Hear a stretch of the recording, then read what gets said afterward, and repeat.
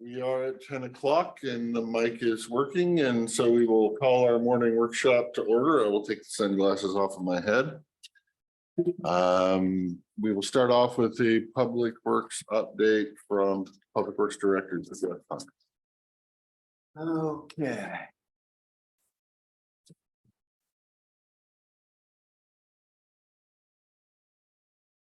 You must be saving money because the paper's getting cheaper. No, it's just one piece. It's not near as thick No. as the old good quality paper. Okay, so we have one bid opening on your consent agenda today. That's for the curve warning signs and guideposts. And then we have two items on your consent agenda. One is a AOS for right-of-way for Sundale Road. Getting ready to start purchasing right-of-way for Sundale Road.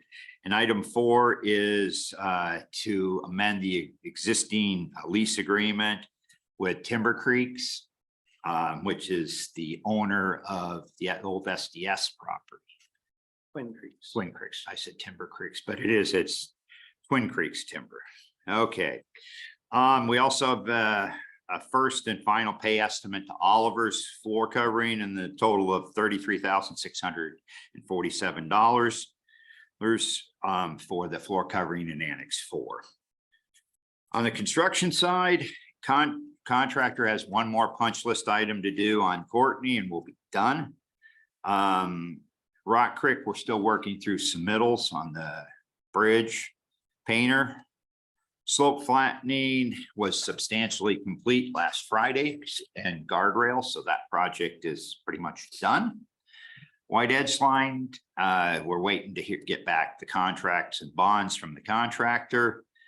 Annual striping, we still got to do the thermoplastic crosswalks and stop bars. They're set to be placed this month.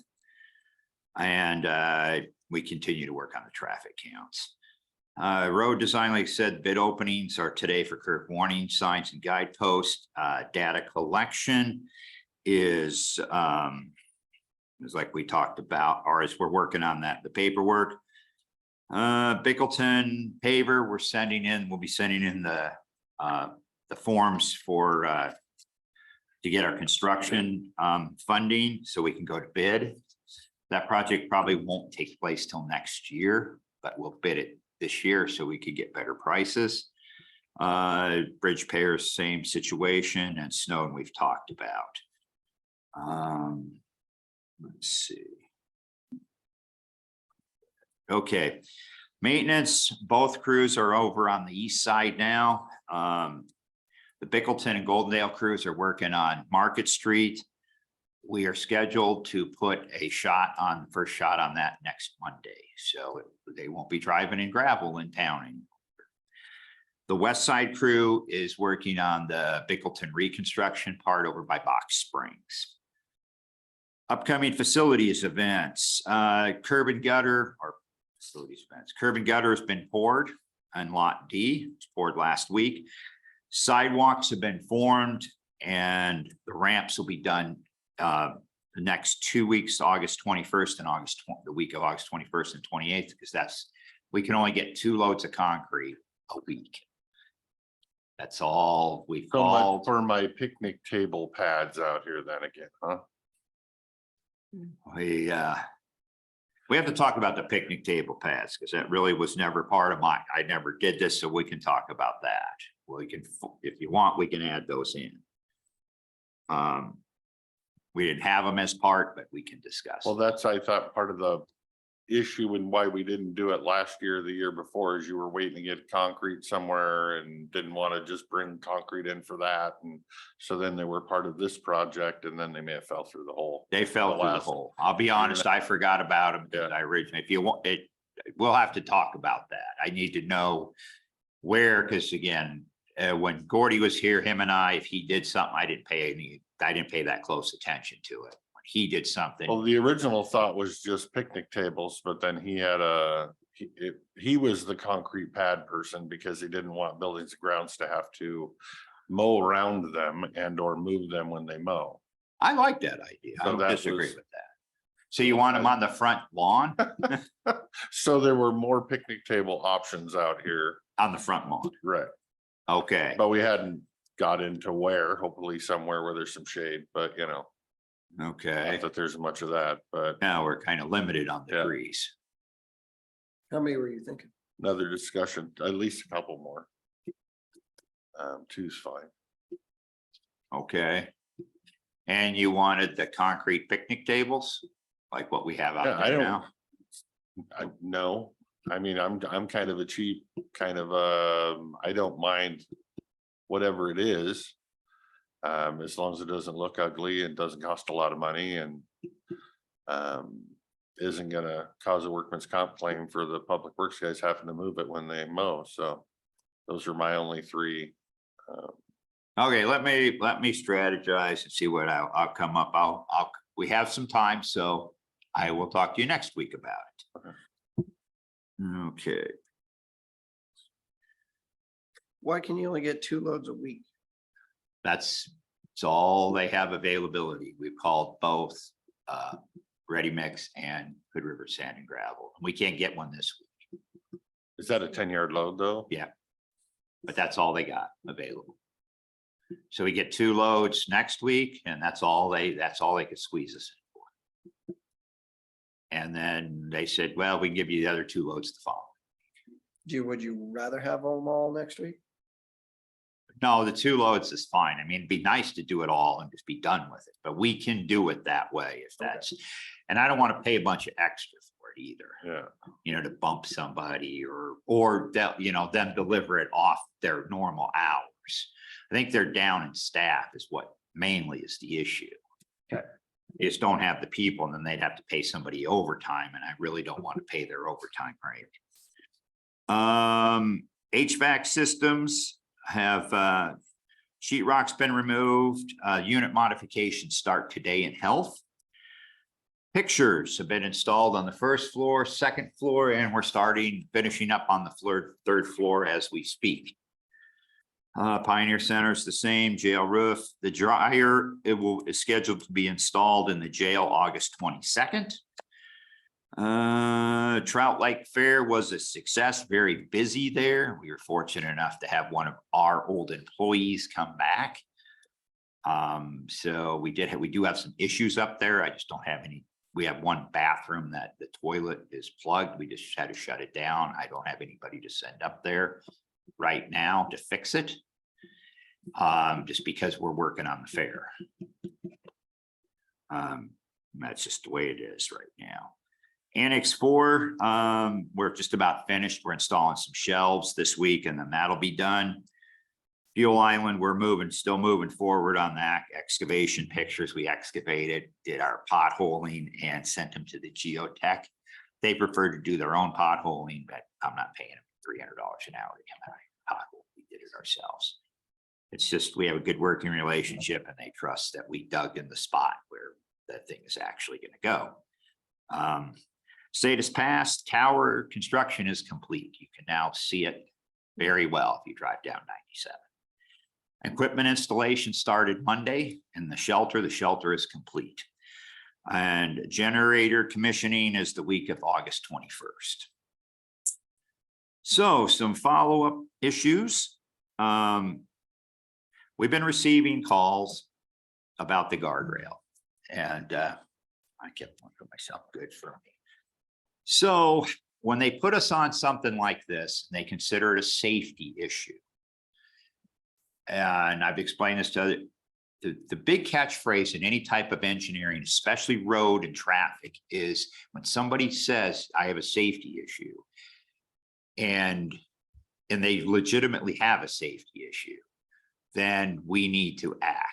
Either we have to have a plan, or we have to do something about it. Because if something happens and we've been put on notice, we are in bad situations. So we went out and looked at the guardrail where they took the trees down. Yes, it is a steep, very steep drop. Yes, it does meet the merits for installing guardrail. So what I'm suggesting is we push off a couple design projects and some right-of-way purchasing that we were gonna do this year to install that guardrail. Because if not, the alternative is we wait till next year and put it in the budget, but then they've gone through the winter. If somebody slides off the road, I mean, we could still fight that battle. I'm not an attorney because we've made plans, but it's just as easy to do it. Letting the people know, and I've told people, guardrail's still a hazard. It's not a safety net. You know, it doesn't mean that you can drive fast and just use it as a bumper to put you back in the road. No, it's still a safety hazard. You don't want to hit it. But whoever started this thing has really got everybody worked up, and I'm sure Commissioner Zoller's well aware of that. I'm well worth it. Yes. So what I suggest is it's about $90,000. So we have Long Road establishment, which is buying more right of way up there so we can finish establishing that road. So we can get away with the person thinking that they own the road and they can close the road at any time. I believe Commissioner Anderson's dealt with that in the past. Adams Loop drainage, we're going to start design on that. We can push that off. I mean, I don't like to because the property's not going, it's not getting any cheaper over there. But again, this is a safety issue. And then Sundale Road intersection, we just had 10 grand on. So that comes up to $90,000. And I would suggest we push them off to next year and go ahead and build the guardrail. Were we not planning to do, apparently not, we weren't planning to do the intersection of Sundial in our Sundial stuff. No, was a it's a separate- completely different project because it's actually state right away. It is a safety issue because you can't see to get out of there. If you've ever been there, we looked at different options. The cheapest way to do is cut the bank, but we wanted to spend the time to put together the plans so that we could actually apply for a federal grant and get the feds to pay for that, not us. But we would just push off doing that till next year. Yeah, I can see that if a car slides off the road and we're waiting till next year to do it. It's, which that brings up another question. Does the Public Works not carry $100,000 in the bottom of their road fund just in case something like this ever comes up? Sometimes we do, sometimes we don't. We used to carry, the reason we had that money in the past is because we had fund balance because we had the money from Roosevelt landfill. Every year that'll keep building. Now you could use that, but you can't just let it go away because that is to repave Roosevelt. But we just did that 2 years ago, so we don't have that much money in the. Got it.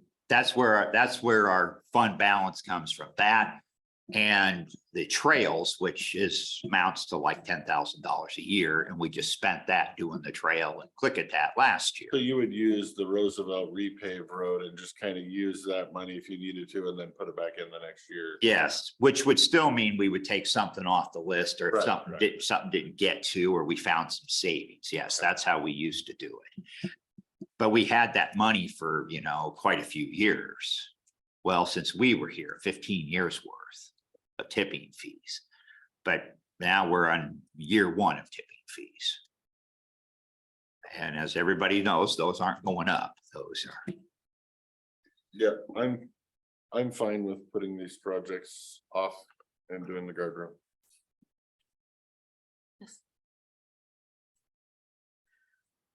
So there was never a guardrail there. There were trees there. The logger came in and logged it, and now they put us on notice. But that wasn't a change on our part. So if somebody did go off, we We could fight that battle. We didn't we put in an area off at Postgren, we had the same thing. We didn't put guardrail because it didn't warrant guardrail, but we did put guideposts. Yes, it's caused by the logger, there's no question, but it's still our road. Right. And I Wasn't- would argue on the, from an insurance perspective, Yes, it's not our fault, but if a jury finds us 1% responsible, you're paying the whole thing. Yes, that's why I caution, and I've told our people that, because I've been taught that, because I've gone to many of the classes with Andy Cooley over the years. And if you're 1%, you pay. And they always want the agency to pay, because that's Well, who has and the money. it's a timber company, so they Yeah. might have deep pockets enough to pay some, but we have deeper pockets, so. Yes, we're still gonna pay something. But again, though, why would it be the timber company's fault for Right. someone driving off a county It road? wouldn't be. Because it's not the timber company's fault if you drive off the road and hit their tree, you don't sue the Right. timber company. At least not yet, hopefully. Right. But yeah, and we want them to log those trees, honestly. For the most part, we don't want those trees left there along the road. Because in years past, it was easy for the timber companies, and then we worked with SD&S and Hancock years ago.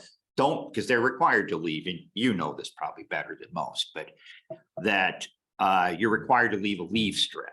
Well, for them, the easiest place to do is leave it right along the road, because you don't have to have flagging or anything to deal with leaving those trees. Well, then we get a windstorm and the trees blow into the road. And then guess who cleans them up? Us. So we told them, no, please don't do that.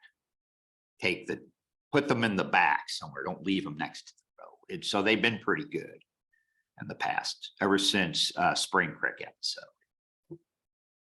I have no problem moving forward with the plan. Have Okay. any kind of an ETA on what month you think that might actually get around to getting started on? We actually have the contract written, because it's a standard contract. We just change it. So we could actually go out to bid here in the next couple of weeks. And then it just depends on how quickly the guardrail. There is some good news to this, though. One, it's not in the Gorge Commission. It's just outside of it. So it's cheaper. We don't have to do that. 3 years of fighting the Gorge Commission to put up a guardrail. And then you No. gotta paint the guardrail a natural color. There you go. It's the And- painting of the guardrail. They've said that once, and we told them absolutely not. You don't get to say on a safety issue. You don't have that. We'll put up guardrail if we need to put up guardrail. That's just the way it'll be. We'll make it this thinking Natina color, but we will put it up if we need to. So. Okay. Couple other items. If we're ready to move on. Got an email from Garden Lane, the couple residents up at Garden Lane. Where's Garden Lane? It's in Dallasport. It's a road that's substandard. It's, I don't know, I think it's about 12 feet, 14 feet wide. And of course, they're putting us on notice about, it's a hazard, it's emergency, emergency vehicles can't pass there. The good thing about it is we have not allowed any development on the road since our road standards took place. So the road's always been 14 feet. There's been no extra houses added to the road. So as far as we're concerned, it is what it is. There is one other caveat, and I'm just giving you guys a heads up in case you hear. The people that are complaining, that are threatening that, there's going to be, if something happens, I'm going to come after you and all this, have also applied for a short plat. They would have to fix the road. But we've done this back around, just giving you the heads up. If you actually hear from the people, that's where we are. Two other things. I didn't write the other one down. We were successful in getting a grant, another safety grant, $924,000. If that's okay with you, we'll accept the grant. It's more guardrail. It's to update our safety plan and put guardrail signs, that kind of thing, which we don't have to pay for. And it's zero match. It's 100% this time. We can't use that on the guardrail we're about to build.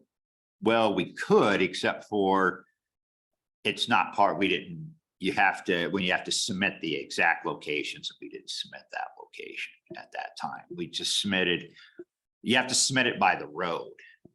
They don't want you chasing around accident locations. So you have to they call it systemic safety. So you do the whole corridor. So I can't remember what roads we're doing now, but there's like 4 or 5 roads. If it's okay, we'll move forward with the grant. Okay, thank you. Yeah, one other thing. I've been cautious, been a little leery bringing this up, but it's fine. We got to get this, I got to get to the bottom. Got to go back to the window graphics. We had discussed it a little while and then we kind of pushed it off to decide what we wanted to do. But this is soon becoming the last thing left of that fund. So, and I have the numbers here again for you. Health is $2,400 to do the window graphics, and that's just the front graphics, not in between the two. And the reason I don't suggest doing the ones in between, because there should be a wall built there. There's a gap between the wall. I don't know why that gap is there. Now the kids crawl through there. For a little bit more money, we can just go in with our carpenters and build a wall there instead of putting graphics up that we have to maintain over the years. More kids that get stuck between the glass panels. Yes, exactly. So, but this is just the front. So when you walk by, you can't see who's in the waiting room. That's health at 2,400. There was talk about Mount Adams, and that's 2,800. And that actually has logos. We'll have 2 logos on it. And then there's IT at 1,200.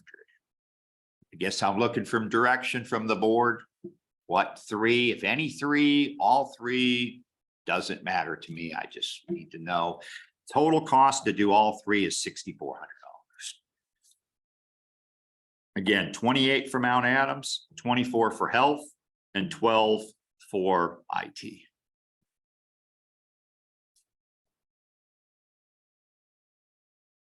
I could give you another week and come back and get you next. Week doesn't change anything. They're only done for their own reasons, so. Yeah. I'm a yes on all 3. Who had questions about why about Mount Adams? Well, I know we were kind of, IT was kicked around Mount Adams because there's a cost and do we really want to do it? Don't we want to do it? So I'm just looking for some clarification. I just didn't know. Mount Adams was brought up because people use that conference room and for a conference, and they might be Privacy. sensitive Okay. topics. So it was a privacy type of issue or whatever. I still don't understand why IT needs it. You can't see No. anything from there when you look in. It's just a request. To me, it doesn't matter. Either way. I don't like it personally for any of them but I understand the reason why. I don't like it because eventually you have to maintain it. It lasts for a while. That's my own personal opinion, but to me, I don't care one way or, that I'm gonna leave up to you guys. To make you tell me what you want, we'll do it. And So Mount you Adams, don't like IT, do you like IT? I don't see why it's necessary. Okay, And if they have a problem, they have some panel things that they use that they're working on. They could turn them sideways too. And that blocks off one more, but you can't see anybody in there. I will not let them put, Mhm. I'll be honest with you, we will go round and round. I will not let them, I don't want them to put cardboard put or, up with Right. cardboard. or Right. paper or anything else. It's a nice building. We're not, we're And not in the ghettos or something. Yeah, it's probably a bad choice of words, but They already have cubicles.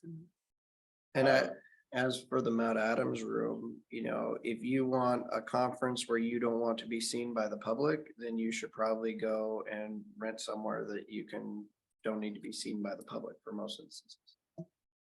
I mean, when I like walking through and seeing who's meeting and whether I want to pop in or not. Mhm. Okay, your opinion? I agree. Okay. I understand health. okay, so health is only one is what I'm hearing. I'm fine with that. Sounds like that's the only. Okay, that's the only one we'll do then. Thank you. And you can send all the mad people to me. Ah, Thank you. It's okay. We'll take care of it. In IT, you can send all the mad people everyone else.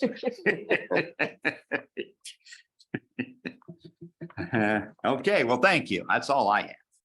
I have 2 questions. Okay. Did they get the pictures? They got the pictures for the wall, hallways. Did they get the pictures for the offices? No, Still waiting. still waiting. Right away question for, Sundial down there. Uh-huh. Those appraised prices are seriously $5,000 an acre down there for some of them. We don't do appraisals either. That's from them. That's from the, assessor's office. Yes. That's just crazy. Yeah, what we do for our, because we don't, appraisals cost you almost as much as the Right. stinking property, especially when we're only buying a small amount. So we take, because of that, and this has worked for us, we take the tax assessed value, add 10%. That's been our policy for years.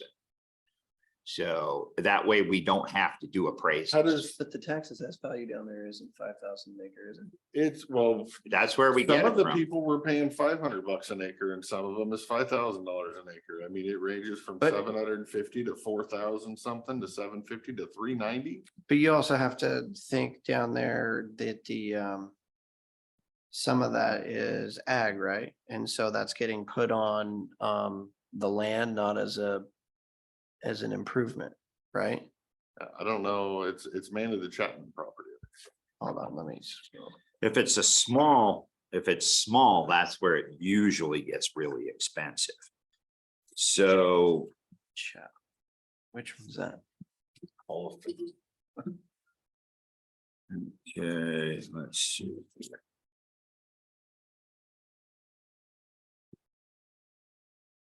If I wanted to make sure we weren't doing the estimate that's No. coming off of the assessor's numbers and we're telling them, The- these are the numbers we got and here you go.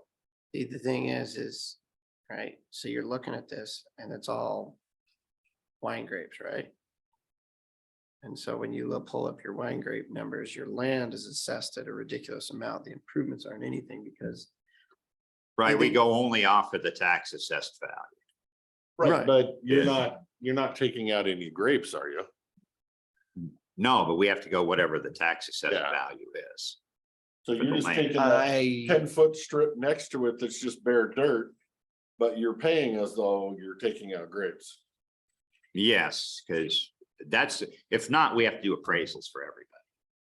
If we don't so want we to. have an internal policy of using 10%, right? 10% of the tax assessed value. But can you also look at the neighbors who don't have anything, as long as we're not taking out grapes and then offer them the same as the neighbors, because I think that's not fair to the neighbors where you're offering the neighbors, $700 or $300 versus $4,000, and you're taking the same ground. And the only reason that assessed value is so much higher is because the ag that you're not taking out is being included. I don't disagree with you. The problem is we ran into this with the timber companies. And because one person's getting this and the timber companies don't get much.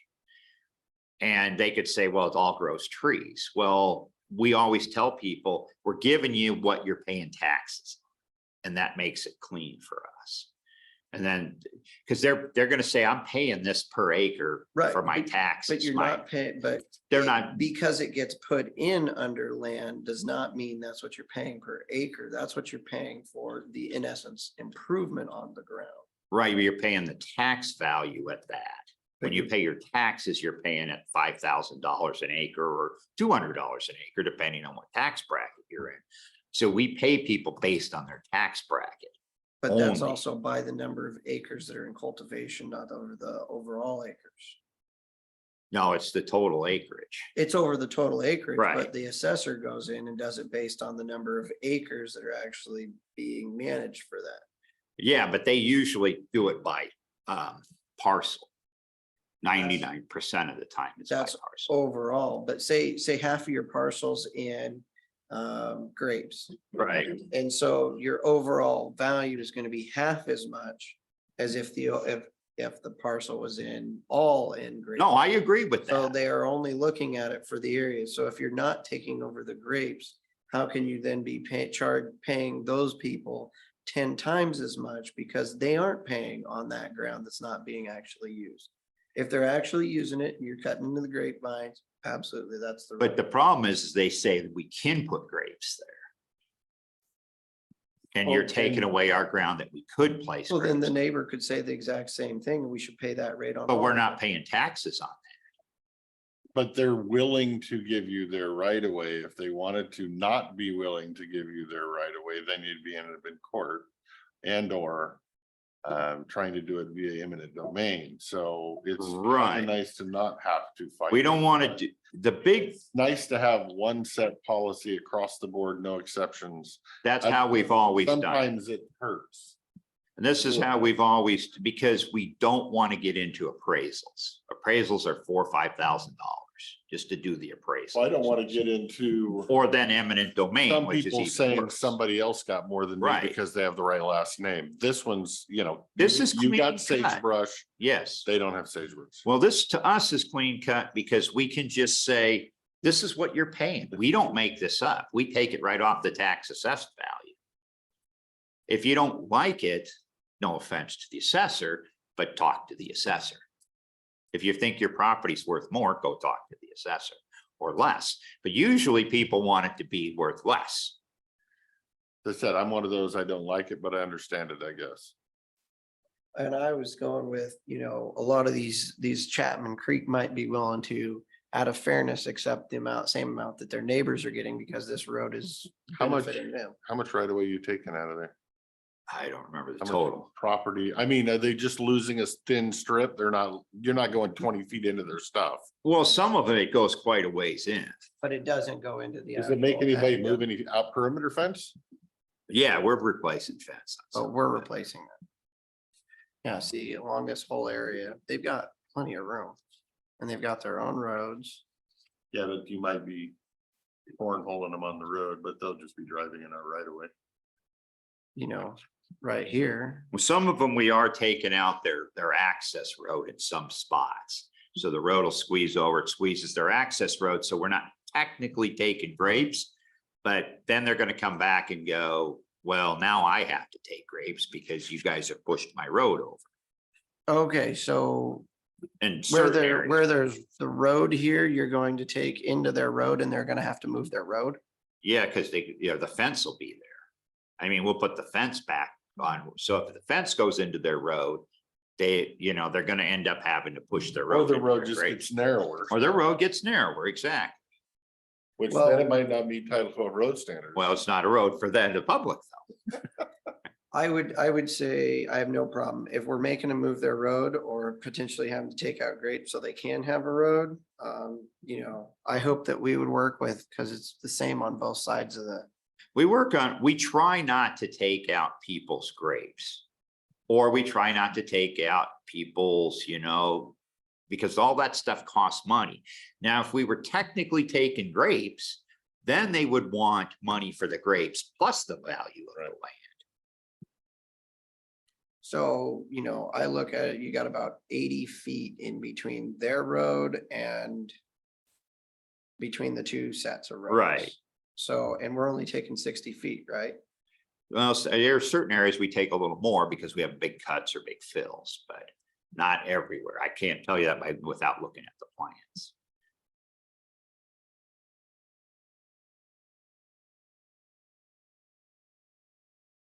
Sorry, stirred up horse. No, it's okay. I caution you from going. Because we, been doing this policy for a long time and I don't want to get into paying for trees. And we've never paid for trees. But on the west side, some places you pay for trees because they wanted to crank down and say, okay, I want to pay, this guy doesn't have trees, so I want to pay him as much as this guy. Well, then you start valuing trees. We don't want to do that because the timber companies, when you look at, and I don't know if it's changed, I don't follow the tax assessed values, but years ago, when we had a different assessor, they dropped the tax assessed values for the timber companies to next to nothing. And they said the value was in the timber. So when we bought land from the timber companies, they at least were good about it. I mean, we had a good relationship. They didn't try to take us for the trees. We don't pay for the trees when we take right away, No, then how's that not a takings? we give them the trees back. And most of the people log the trees. We try not to pay for trees because trees are very, very expensive. So if they didn't want the trees logged, then you'd have to pay for the trees. No, we've never paid for trees. So what we do is we tell them, and because it's give and take, you know, even if we own the right of way, we're not in the tree business. So the only time we've actually got money from trees is when DNR made us pay for trees. So then we in turn returned the favor. When they logged our right of way, we made them buy the trees. Right. But typically we don't do that. If we were logging in front of you, or if we were widening the road in front of your house and you had trees there, we would, you know, we approach you, even though it might be our right of way. We would say, look, we're not in the tree business. We will give you the trees because it fronts your property. But we're not going to saw them into log links or any of that stuff. You can do with what you want. We'll cut them in the longest link possible. We'll put them over your fence and they're See, yours. that to me sounds the opposite. That sounds like if it's trees in our right of way and we're giving it to the people, that's gift of public funds. But So- most of the time, it's not our right of way. Most of the time, it's an It's easement. easement. See, there's Yes. a difference. If it's a right of Yes. way. If it's right away, but that very, very rarely ever.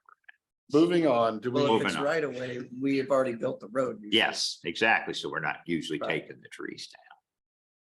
I guess we're not necessarily giving him permission. That will be in today's agenda item. Any other discussion on that matter before we get to Nope. the agenda item? Good. Okay. Anything else? No? Thank you. Fun Okay, discussion. thank you.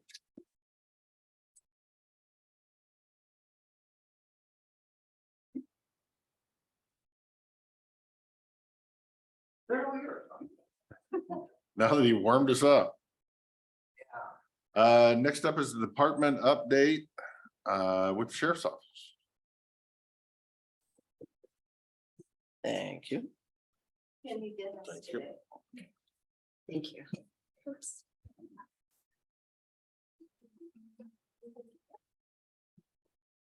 Good morning. Good morning. Sheriff Songer had appointments this morning, so he asked us to step up to the plate and take over. Chief Culp is down in a seminar, so he wasn't able to attend either, so. Yes, you're stuck with the Carmen and Karen show today. So I'll start off with Bob's report. There were a total of 7,676 calls for service from January 1st to August 14th of 2023.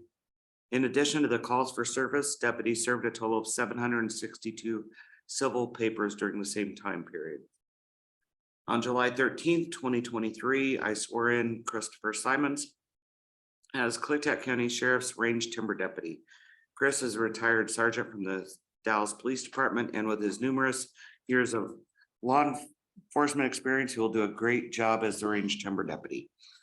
On July 25th, 2023 at 6 p.m., we attended a public meeting at the Goldendale Middle School along with the firefighting agencies involved in fighting the Newell fire.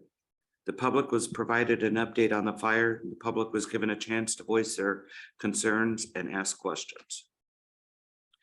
On July 26th at 6 p.m., we attended a public meeting at the Bickleton Church along with the firefighting agencies involved in fighting the Newell fire. The public was provided an update on the fire, and they were also given a chance to voice their concerns and ask questions. On August 3rd at 7 p.m., we had our first Posse Scout meeting for the young people ages 10 to 17. There were 8 young people and their parents attending the meeting. Paperwork containing the Posse Scout mission statement, Posse Scout application, and parents' authorization and liability waivers to be reviewed and signed by the parents. These documents will be turned in at our next Posse Scout meetings on August 31st. Posse Scout recruiting will be conducted on a continuous basis throughout the year. On August 5th at 10 a.m., we were involved in the Trout Lake Parade and Fair. Under Sheriff Knopf provided traffic control during the parade. and the parade and the fair was a great success with a large turnout. Any questions? All right, moving on. You'll note behind my report is numerous pictures of some marine activities. Somewhere is. Uh-oh, What? I missed some pictures. Wow, that goes over. The Klickitat County Sheriff's deputies have responded to 587 calls between July 12th, 2023 and August 14th. Deputies, wow. Auto spell. Responded to 231 calls designated as the west side and 325 calls in the central. And the remaining calls were in Bingen, White Salmon, and Goldendale areas. Nature of the calls range from motor vehicle collisions to assaults. The guys have been extremely busy. The Newell Road fire that began on July 21st resulted in a quick and strong collaboration with the Incident Command Center. The deputies, posse members, Benton Franklin County Posse, Benton County Sheriff's Office, they patrolled the fire zone, manned roadblocks, and assisted in evacuation notices. We worked closely with the Department of Transportation, Klickitat County Public Works, and Washington State Patrol, closing roads that limited the traffic into the fire zone.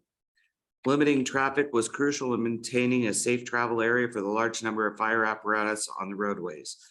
The IC held daily meetings that I attended to gather information critical in the decision-making process for evacuation levels and road closures. This type of incident serves as a strong reminder of the importance of communication, planning, and education with the residents and landowners in Klickitat County. On Wednesday, August 2nd, I took advantage of leaving the office and I joined Deputy Wells on the Columbia River for 5 hours of marine patrol. We launched the new boat at Mary Hill and patrolled from John Day Dam all the way to the Dalles Dam. And I've included some of those photos. I took probably 100, but. Yes, you did. On August 6th, Reserve Deputy Marine Reserve Tim Harden and Reserve Deputy Marine Patrol Ken Clinton joined Skamania County Sheriff's Office, Skamania County Dive Team in a joint training operation at Doreno Lake in Skamania County. This is an opportunity for team building and demonstrating the necessary skills involved in water rescue training. Deputy Cody Melton and Corrections Corporal Robert Cooper attended a use of force corps principles training in Stevenson on August 8th and 9th. This training was sponsored by the Washington County's Risk Pool at no cost to the department. Course highlights include the newly enacted laws in Washington, understanding a critical analysis of force reporting, and recognition primed to decision-making. Sergeant Joe Riggers attended the National Drug Recognition Expert Impaired Driving Conference in Anaheim, California. He spent 5 days in various classes with 1,200 other law enforcement officers from across the country. And I'd like to note that there was no expense to the sheriff's office. That is all covered under the state. On August 10th, Mike Kinney was sworn in as a patrol deputy by Sheriff Bob Songer. Deputy Kinney was a lateral hire from the city of Goldendale Police Department. Deputy Kinney will be on a 4-week FTO program where you will learn policies, procedures, and spend time patrolling all areas of the county. Yesterday was pretty busy. I actually got to go clear to Stevenson. So it's a new adventure, learning all of the places in the county and not just stuck in a little circle. The deputies have had a busy summer season, and with the current heat wave, extreme fire danger, and the number of visitors to Klickitat County, we anticipate the number of calls to only increase, and we encourage all of our residents to be vigilant in reporting any suspicious activity in their neighborhoods. I believe the number of suspicious calls is going up. People are very aware of their surroundings and noting that people in their neighborhoods that don't belong. So they've been really good about coming out and reporting. We are still working with the investigators on the Newell Road fire, and DNR is handling that investigation. So with any leads, they're go on to the Newell Road DNR investigators. Any questions?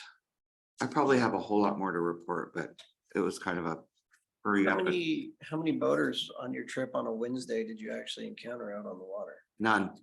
Oh, well, we did one. We did. It was State Parks.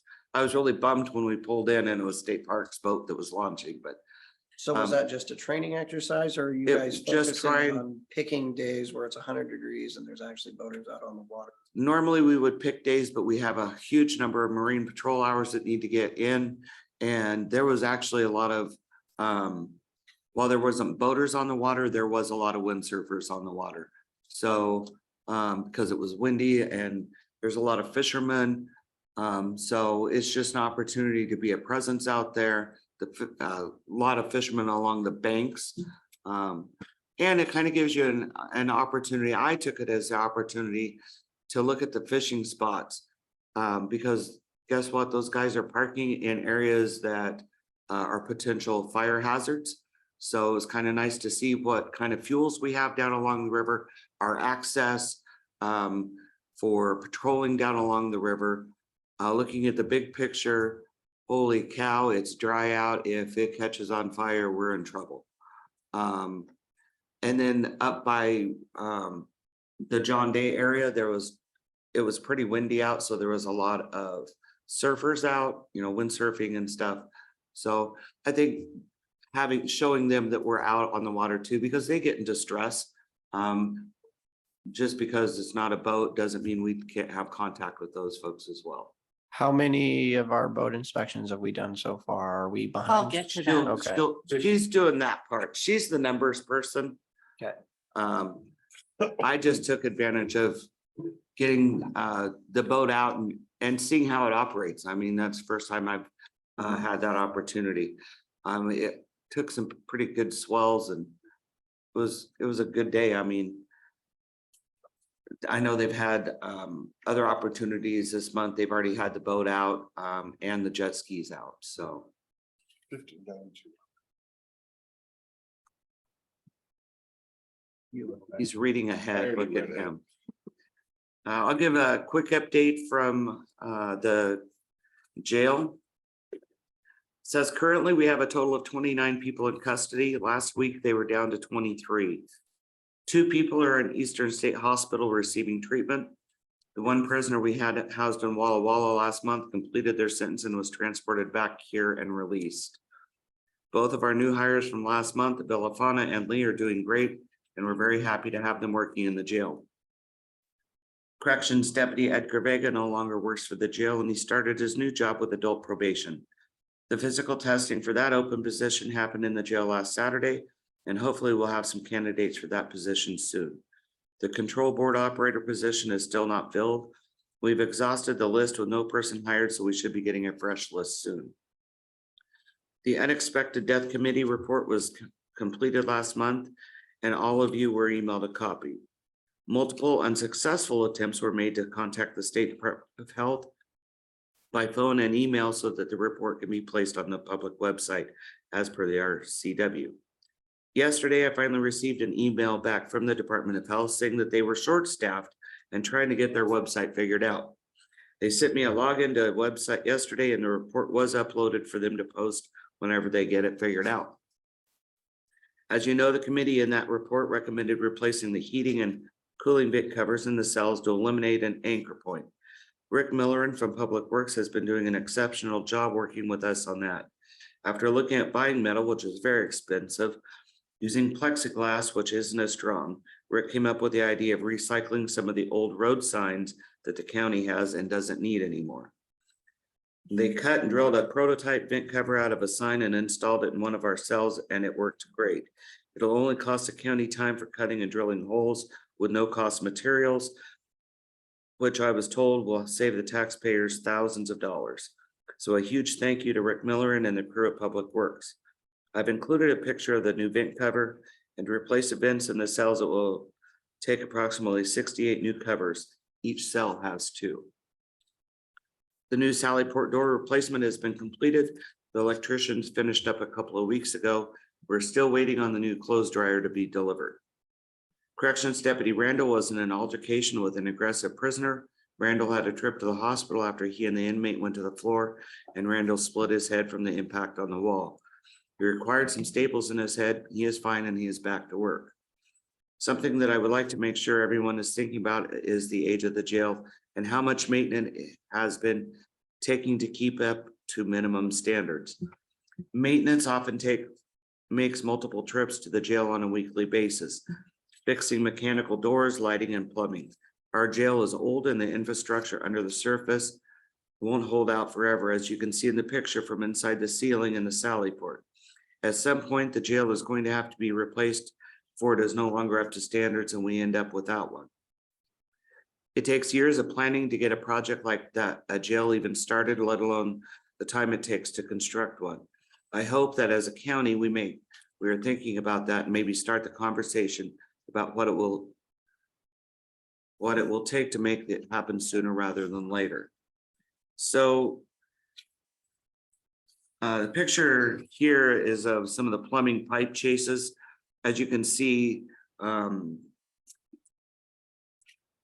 these pipes are wrapped. Some of them are just coated in absolute yuck. I know for a fact that we were working in Public Works last year, was working in a pipe chase located behind the holding cells, which requires the balance of a ladder on stairs, and it's kind of scary. And anyway, just turning a valve with a pipe wrench broke the valve because they're old and brittle. So which caused then a huge flood that caused us all to go running, and we had water leaking over the cameras and over light fixtures, which of course is dangerous. On the next page, you see the prototype. I think that's a great use of materials available using the old street signs. So hopefully that project can continue and get done pretty quickly. Any questions? I can't imagine. Oh, I'm really disappointed. I figured we'd have 100 questions. Okay, I can think of a few if you want me to wait, keep going. okay. Well, mine should be very simple. Mine are stupid questions because it's what was on the other side of the sign. Was it yield, stop? I mean, what sign did they, I mean, so I don't ask those questions because they're irrelevant. But it's what everybody wants to know. Inquiring minds want to know. Yeah, so budget, we are still basically on track, but when you look at the July numbers, you will see the percentages changed. That's because of the VR&R. And so it'll normalize out as the months continue. So I did want to draw your attention to things like fuel, vehicle repair, and medical expenses. Keeping a close eye on those, number one, and number two, making sure that on the medical expenses, we are not paying for something that the city of Goldendale, Benjamin White Salmon, we're scrutinizing each of those bills. We've even received bills from Skyline for an inmate that was never ours, that our deputies just escorted him to the hospital for him. So that's why we take every precaution before paying a bill. Because we want to make sure that if they were released from custody, they're not ours. And the citizens should not be paying for medical that they We have a don't. dental bill in our weeks folder this week for you. Yep. so. And then you can see the list of contracts. The one that's hopefully the prosecuting office will be able to get it back to us is the Carelon. Is that how you say it? Mhm. Because that's the one that's pairing the behavioral person with our first responders and going out on the calls for crisis. So, and it's, Carolyn is paying for that position and we'll be billing. And so, but it's an exciting availability of mental health that has been needed. So heads up for that one. Civil division, we are now fully staffed and we are working through the backlog of CPLs. And we're just also focused on medical records. The one change that I've made within that division is everybody is cross-trained and everybody can fill in for the other person. So it's not one person dependent. So when someone's on vacation, it is looking good.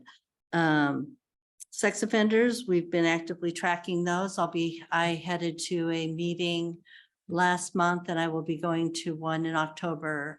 It's our mandatory quarterly meetings. And there's a change in sex offender registration that's coming up. And we'll be evaluating each of our offenders. The new law, 1394, we have to evaluate whether they committed the crime as a juvenile. And if they did, there's a flow chart that we will need to analyze what their crime was and what their age was, and they may be released from having to register. So, so that is coming down the pipe. Range timber program is working out well. Now that we've got full staff in the civil, I'm able to focus more on these types of projects, and we'll be scheduling a meeting with all of the shareholders, and I will be finishing up all of those contracts. I had a question on that one. Yeah, When we were going through the budget, the agreement was that we will do 2/3 of whatever you come up with. Mhm. But we don't have a number in revenue of what you've come up with. What you've received. oh, I thought I had put it in. we didn't see a revenue that you've Oh, collected this year. because it comes into law enforcement services. There is no revenue line for range timber. It comes through law enforcement services. But I can, Because we're gonna need to see what you collected, so we know what to Mhm. allocate the budget. Yeah. at. So I can provide the number that was in my calculation portion for that, because it doesn't have its own bars number. Could it have its own bars number? I don't see why not. I'll ask Jen to set one up. Make it easy That so would then we make can. it Then easy you for guys can us. see it easier. Okay, Yeah, yeah, because then it could show as a range deputy revenue. yeah. Just like our Marine Fund does when you get a grant or whatever, so that way we could just live up to our end of the contract based off of whatever you collected over there kind of thing. No, I can definitely do that. So.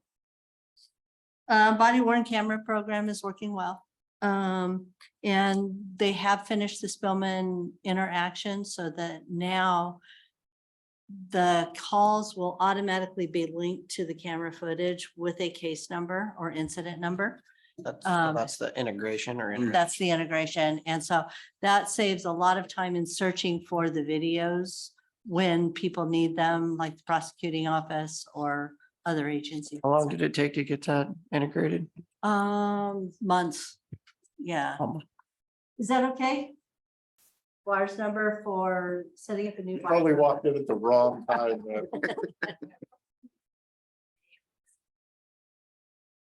But yeah, but just, okay, yeah.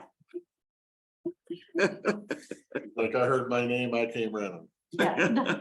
It's all good. We knew that. We figured you would set her straight when she called. Yep. Well, and I knew auditors, Right. but I always go to Jen first before I ever Jane- do anything. That's a smart. move. Canine program, I went and picked up. So we have Teresa's Feed and Pet Store in Troutdale donates 100% of Profi's food as well as Community County's dogs food. So What is it, Therese? Teresa's Feed and Pet Store Is in that on Troutdale. Is it on Halsey? Do you know? Yes. And so, and I just wanted to give them some thank you because we go down every month and a half, 2 months and pick up 2 bags of dog food for each. Sometimes a posse member does it, but they Oh. always have the food ready and available when it's time for delivery. They order it and get it from the manufacturer. So it's a great donation. They've been doing it since we got Profi. And But are they donating or is the manufacturer donating? it? it's They're one doing or the free other. labor. It may be the manufacturer and they, They're still donating their time and their markup. So Yeah, there's yeah. still some kudos that go up. So. yeah. Okay, Marine Patrol. So the new boat is functioning well. We had one little weld back by the step that we just had it re-welded. Step? Pardon? You talking about the swim step coming out of the back? No, we don't have a swim step on there yet. We just ordered a dive step, but it's out on the back. And I can't remember the exact location, but I can find out for next month. No. But it was like $200 to have the guy welded. And all of these expenses come out of our Marine grant. So Is this our boat or the borrowed boat? this is the borrowed boat. And so we've got it up to, we've got our logo on it now. There's a sign that flips back and forth on the boat. And so we've got our logo on it now. So it does say Klickitat County Sheriff's Office. And we've got more safety equipment on board now. We've got the fire extinguishers, we've got a dive flag, we've got a dive buoy. We've got the dive step ladder, which instead of the poles on the sides, it's a center pole so that no matter what you're doing, you can get up the ladder. One of the things that we're looking at acquiring right now is when you have a safety issue of bringing somebody on board that's unconscious, a safe way to do that is a netting system. And so we're looking at purchasing that netting system. It rolls the person up into the boat without hurting the people who are on the boat and those who are underneath trying to lift it. So it's a safe way to get the unconscious person on board. Yes. I've never had a net. They get grabbed by the belt and lifted, but I'm a big boy, so I can do that. And depending on the situation, you Right. know, that's I guess, or the size of the person, so. right. Yeah. Or And again, like, get some adrenaline flowing, you'd be surprised what you can lift with one hand. right. But it also depends on if that person's extensively injured or not, how you treat that person. So, Well, I did, one of the people that I had to pull in was probably 200 pounds and unconscious, and it was literally one hand. Yeah. And you never do that in today's, but adrenaline. But Right, yeah. That wouldn't have done me any good, so. We're wanting to make sure that we have the right safety equipment for the right issue, because it will make it go quicker to get them on board and get them to the medics as fast as possible. So as of July 3rd, and we have a lot of hours in July, we've got our 57.4 hours. And we have a lot more hours, including Carmen's time on the water. So that was 5 hours. And then we've got until Labor Day and we've got a plan and we're working through. We like to have both the boat and the 2 jet skis on the water because that's 3 vessels on the water. How many So, people were out when you were out? I saw the 2 jet skis and I saw 2 in the boat. Was there only 4 of you or was there more The of you? jet on that skis were a day? different day. Oh, the jet skis were different. day. Yeah, so the jet skis, the people who were out on the jet skis, they're trying to get out on Fridays.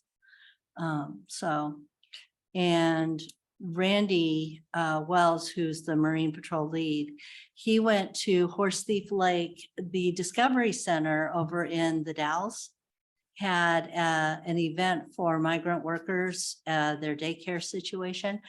They brought over 100 kids to Horse Thief Lake and Randy talked marine safety. He was out on the water for 5 hours, monitoring the kids as they were playing in the water. And it was a very well received event.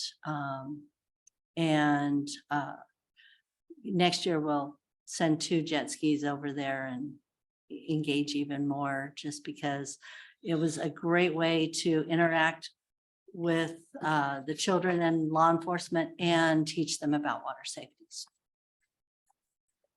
And let's see, and speaking of water safety, the boat will be down at the Huck Fest on Huckleberry Festival, just to make sure that came clear. In Bingen on the weekend after Labor Day, and it'll be in the parade, and then it'll be there for the citizens to check it out. Nobody can go on board the boat because you have to be an employee of KCSO to go aboard the boat.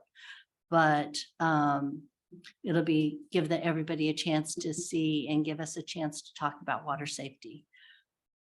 The more we talk about it, hopefully the less they'll need us, so.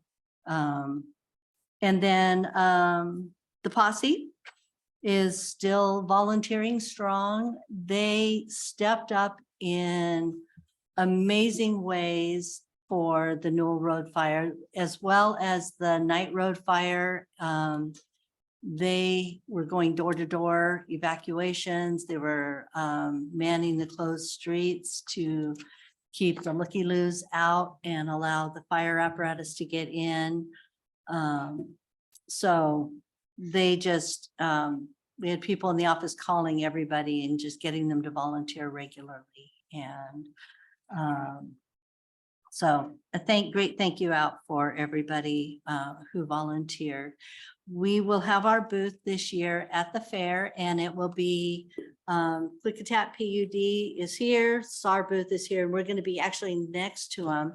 And I believe I've heard an inkling that the law enforcement memorial truck that was here for Law Enforcement Week is coming back, and a bunch of Harleys will be around too. So a great community event. I will always have my citrus water there and available for anybody who walks by and needs water. So, and we've got a lot of kids. So 3 years ago, we had a family move to the county, and they came and hung out at their junior hires came and hung out at our booth. And now those junior hires are in high school, and they actually were at our scout meeting, and they enjoyed interacting with us. So that was great. And finally, today I have a conference call with a group called Faith and Blue. They're a national organization that is hosting in October community events for interactions with senior citizens. They have a whole 8 activities that they've got planned, but that works really well in an urban area. Some of those activities, like movies in the park, do not work so well in our environment, but I'll talk with them and see if there's things that we can do to get around the county and interact with the citizens and answer questions. So, any questions?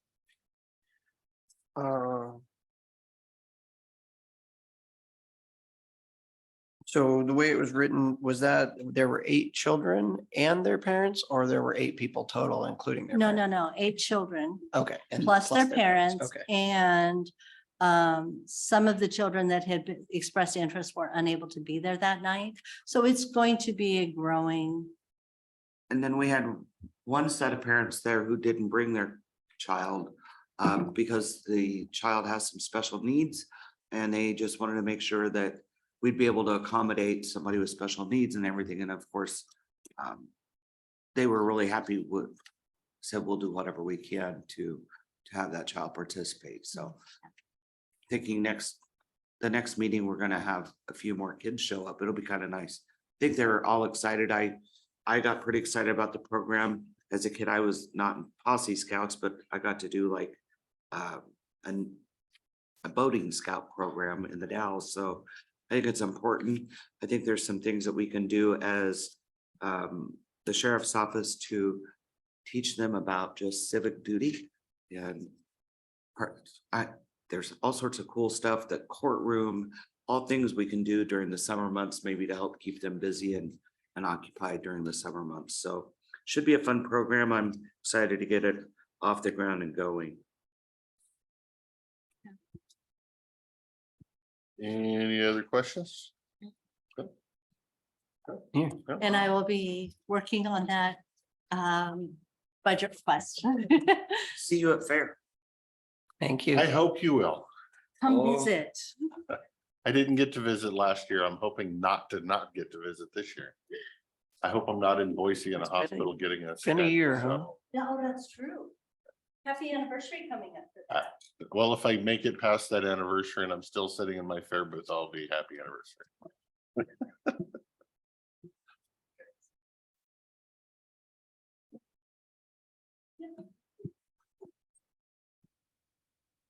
running a little behind, but we have Public Health Director Erin Quinn with the Department of.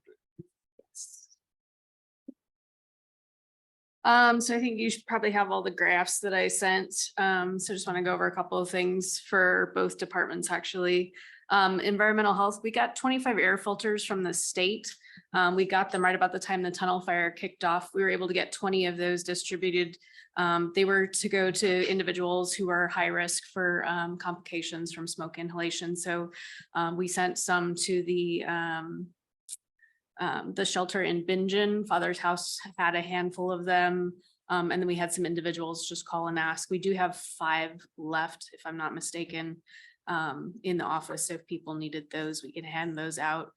We also had masks. You have to return, people Nope. have to return when they're done. You just Nope. get them for free and Yep, hand them out. they come with 1 additional air filter. So it's the machine, and then there's actually a filter because you have to replace those every once in a while. So they get that, and then there's some instructions on how to use them.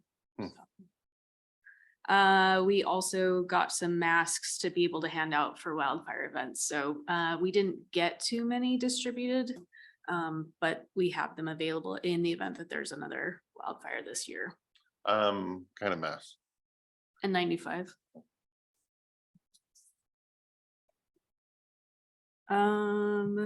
We did have a rabies positive bat. So encouraging people when they see a dead or sick bat to not handle it. People end up having to get the rabies post-exposure prophylaxis with, which I believe off the top of my head is a series of 5 shots, and it's very expensive. So encouraging people to wear gloves if they're going to handle bats. They are starting to see algae blooms at the lakes. So they're putting signs up that just recommend that people be cautious, especially with animals this time of year around lakes. They're doing the mosquito trapping. So they're doing a couple of different locations. I think they did one by the pool here in Goldendale, and I think up in Trout Lake were 2 of the locations they did. They'll continue to do that through September. So they trap the mosquitoes and them to the state for testing for just to see if they're carrying any diseases. We ordered 4 more purple air monitors. So for smoke events, if you go to the purpleair.com, it shows there's all the different locations in the county that had monitors. With the tunnel fire, we noticed there were some gaps in areas. We ordered 4 more. One of them will go to the east end, and off the top of my head, I can't remember if it's going to Bickleton or Roosevelt, but whichever one doesn't already have one in place. And then I think there's gonna be one up in the Hewsum area, and I can't remember where we decided the other 2. But if you look at the map, there's some spaces that are missing. So we're gonna just try to fill those gaps so more communities have access to that information if they're interested. For clinical health, they're just kind of rolling along. They provided an outreach. They went out to Roosevelt and supported the field day that the school hosted and did some outreach there. We do still have an unfilled nurse positions. We're working on getting that filled, hopefully. And then as far as COVID vaccines, so the minimum order requirement for vaccines is $12,000. So we're only, at this time, we are not going to purchase any private pay COVID vaccine, and we will only provide vaccines for children and for the uninsured. And those vaccines are sent to us from the state. That's no cost to us. So we will provide that, but we will not provide the private pay vaccine at this time. Administratively, we have a front desk position open in White Salmon. The interviews for that position, I believe, are going to be scheduled next week. We did fill the accounting admin assistant 3 position. They'll start September 1st. As far as contracts pending, I think most of them are on the agenda for today. Village Reach, you already signed that contract if it looks familiar, but it had the wrong and outdated dates. So we were asked to redo the entire contract. So that's there. The Water Lab incubator, ours has had nothing but issues. We've had it repaired twice. And at this point, the cost of repairing it is prohibitive, and it's easier to just buy a new one. Shipping at $645 was a little high. I know. But we didn't have really any other choice. We do have the money for it though. Even if it's not, I know. I can't go pick it up either. We asked. The other thing on your agenda this afternoon, we did do, when I was here a couple of times ago, we talked about, I have to be able to write off debt, and rather than do it on a monthly that we would start writing resolutions. This resolution is specifically for the children's vaccine program. It's actually, the state requires us to write the debt off in this manner. We'll probably come back with some different resolutions having to do with how we write off family planning debt and then adult vaccine debt as well. But this was just kind of where we started, just to start getting our books corrected. Do we know yet how much, what dollar amount we're writing up? I'll tell you this afternoon. I have it in a spreadsheet. Approximately, it's not very much. I'm thinking like off the top of my head without my computer right here, I think it's like $400. So the plan is to get these resolutions passed so they don't have to come before the board each time. So I don't have to come every time and say, okay, I need you to The write only off. negative is then we may not know how much got written off. I mean, I'll tell you. Well, right, no, Yeah, no, I have a tracker. I have it already in an Excel spreadsheet. We've started tracking it, so I can already, because I think we have to be able to answer to that at the end of the year, like when we do the audit. yep, reporting there type you go. stuff. So I have, That's kind of my kicker, as long as we're it's not in recording that, here, but it's in you're the, good. yep, nope, we're already tracking it. It's already in a, and I can give you kind of a ballpark this afternoon because I'll look when I go That's, downstairs. you ballparks, you're fine. Okay. Don't worry about it. Paul Moyer did agree to another 2-year term for Board of Health, so his resolution is also on your agenda for this afternoon. And I don't know if there's a way to approve it before the Board of Health, but anyway. It's going on, I know, I was gonna say it faded on and off there for a second. yeah. It's, yeah. Anyways, that's for you all. And then the CDBG one grant, we have to do a public hearing to close out that contract. So that resolution's on there. And then we went through our White Salmon office and looked at all the equipment. Randy came over and we looked at all the equipment and what we could potentially get upgraded, as I still feel like eventually I won't have all the money in my account. I want to make sure that we get things upgraded and as much as we can while we have the funding to do that. So that request is on your agenda as well. Any questions about that? Okay, it's pretty much business as usual for public health. Behavioral health has a lot. It's our 1-year anniversary, so we've been doing this for a year now. We've had over 150 events that crisis responders have responded to. So it's been a big year. Last week, I interviewed a behavioral health manager. This individual is the perfect human. They're an amazing fit. We just had some conversations about what they'd like their reimbursement to be. We had advertised the position at grade 72, steps 1 through 5, and I'd like to get your approval to be able to expand that through ranges 5 through 10 so that we can have a conversation to get this person on board. They are excited to be here. They're excited to be part of this project. They're excited to move to Goldendale. Okay. Good. Thank you. I'll let you know. Fingers crossed for all of us and for you. Mostly for me. Thank you. No. It is, that's why I said it. This person is going to change my life. They don't know that. But, and also I think they're going to change the county too. They have amazing vision and energy, and they understand it's a startup. They understand it's going to be a hard road, and they're just absolutely excited. They were recommended to apply for this job from Chris, our consultant, is someone that knew them really well and asked them to come join. So that went a long way with me as well, knowing that Chris highly recommended them. They did come to Goldendale 2 weeks ago, walked around town, just were absolutely in love with it. Loved the observatory, they can't wait to get started. So I'll talk with them about wages this afternoon.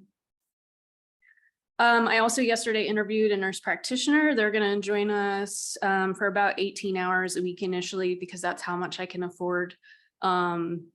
And so we just have to finish setting the resolution. We talked about setting their wage probably about a month ago, but I don't think we signed the resolution for that. So as soon as that's signed, I can get them onboarded. They'll provide medication management because there is none on this end of the county. And really we'll sit down probably in the next week or two and talk about who will prioritize to make sure, because they can't, we can't just open our doors and have however many of the clients that need it. And so really looking at what's the most important population to tackle first. get stabilized and then slowly add from there. So 18 hours a week is not even gonna touch the need in this county, but it will be a start. So I think there'll be some challenges about just getting them onboarded and getting appointments, because I think everybody's gonna want that appointment. So we'll have to keep a close rein on that. Annex 4 looks absolutely amazing. They built a new wall for me. They've been just very gracious and kind. They expanded the waiting rooms. They built a new wall. The entire building's been painted. We have brand new carpet. We don't have furniture, which might be kind of an entertaining little thing next. So at some point you will see a contract come through. I started working with Hyphen. They're the group that did all the furniture for this building. That scares me. I know what they wanted for that couch downstairs, so. It's not gonna be cheap, but I gave them a budget for the money that I have.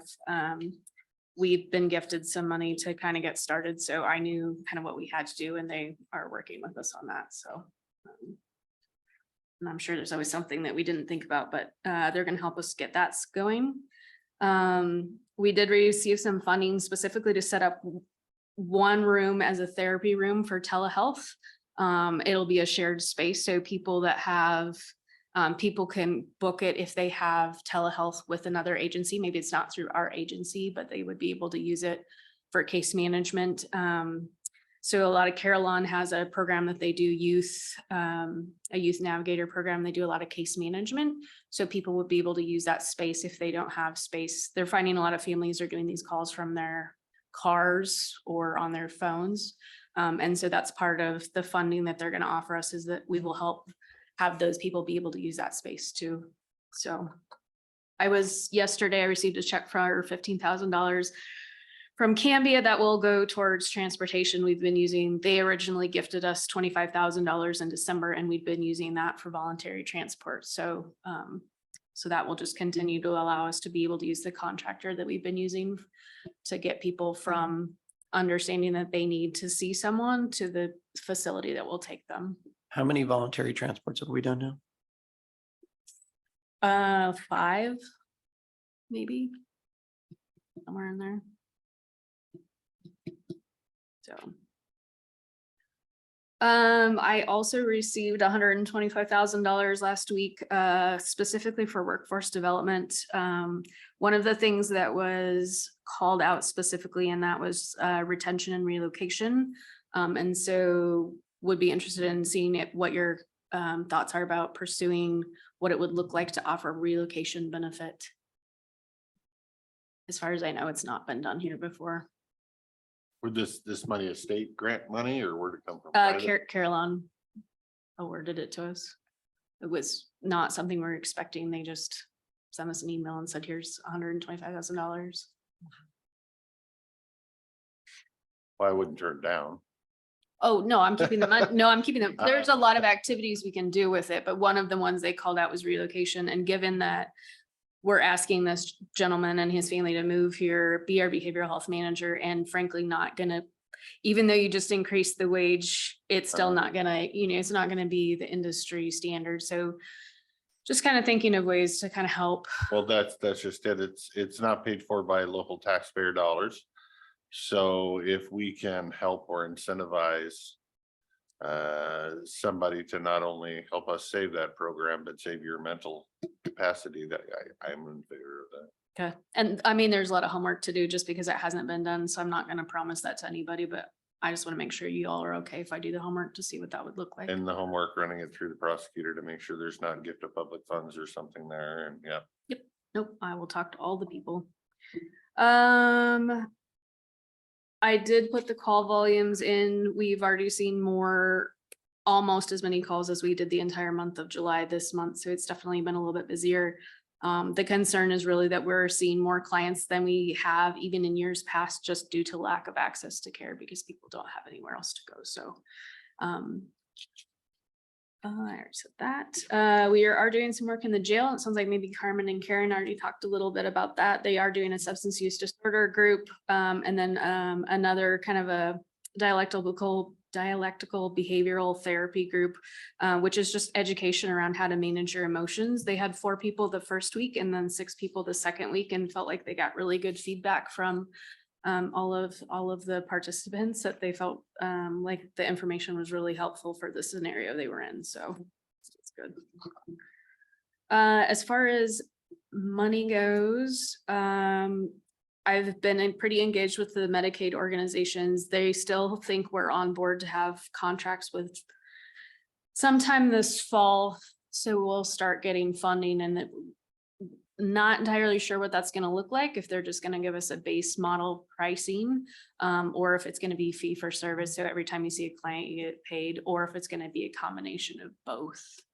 But that will change our budget significantly. Actually, my biggest challenge right now is trying to get us credentialed. It is an absolutely horrific process. And until we can get that done, we're going to have a hard time getting the contracts finalized. So I have reached out to a couple people, because frankly, I don't even know who to call to get help with this process. I don't even know who to ask who to call at this point. So contracts pending for behavioral health. I believe on today's agenda is the Welcome Home Health. They are going to provide some case management and telehealth availability specifically for the incarcerated. I think that's going to be a really good, in addition to the groups that we're doing, that will be kind of the follow-up to make sure that they have resources once they've been released from jail, making sure that they continue what we've started in the jail and having resources available to them once they're out, so that they're just not done. And then also next week, I believe you'll have a consent agenda for 2 new laptops, but I didn't get that on for today. I think we have something on there for 2 laptops and a couple monitors. That's public health. Oh, there you go. Yeah, no, I know. I confuse myself regularly, but next week you'll have 2 laptops for behavioral health. Okay. I did call dispatch yesterday. I have some concerns that there's some folks living in my parking lot at Annex 4. So just for your situational awareness. Vehicle, I'm assuming, Hmm? in the vehicle or in Yeah. a, So let's see. Questions about any of that? no, but I'm curious what the follow-up is going to be with that, but I'll check offline. This morning there was still a car there, so I don't know what that means. Any questions? None here. Busy, good. Yeah. Yeah, always busy. Yeah. All right, thank you. Thank you. Casey, do you have something for us? Sure. No, you're good. Yep.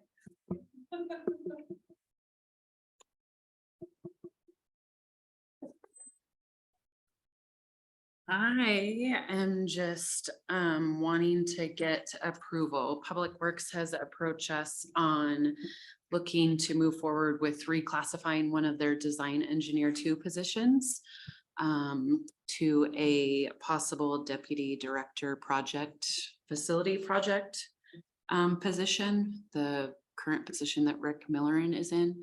And so Jeff has presented the updated job description. And so we are looking to move forward with looking at that reclassification and possibly assigning Aaron Quinn as the job class committee member to go forward with that process and see what we come up with.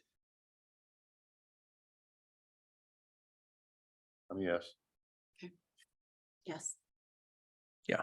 Yeah, okay, very good. That's easy. We will move I think it forward. was gonna be that easy. I had to jump in before, but No. she was running 10 minutes late, so I'm like, all right, No, that's all I needed. So, okay, thank you. thank you.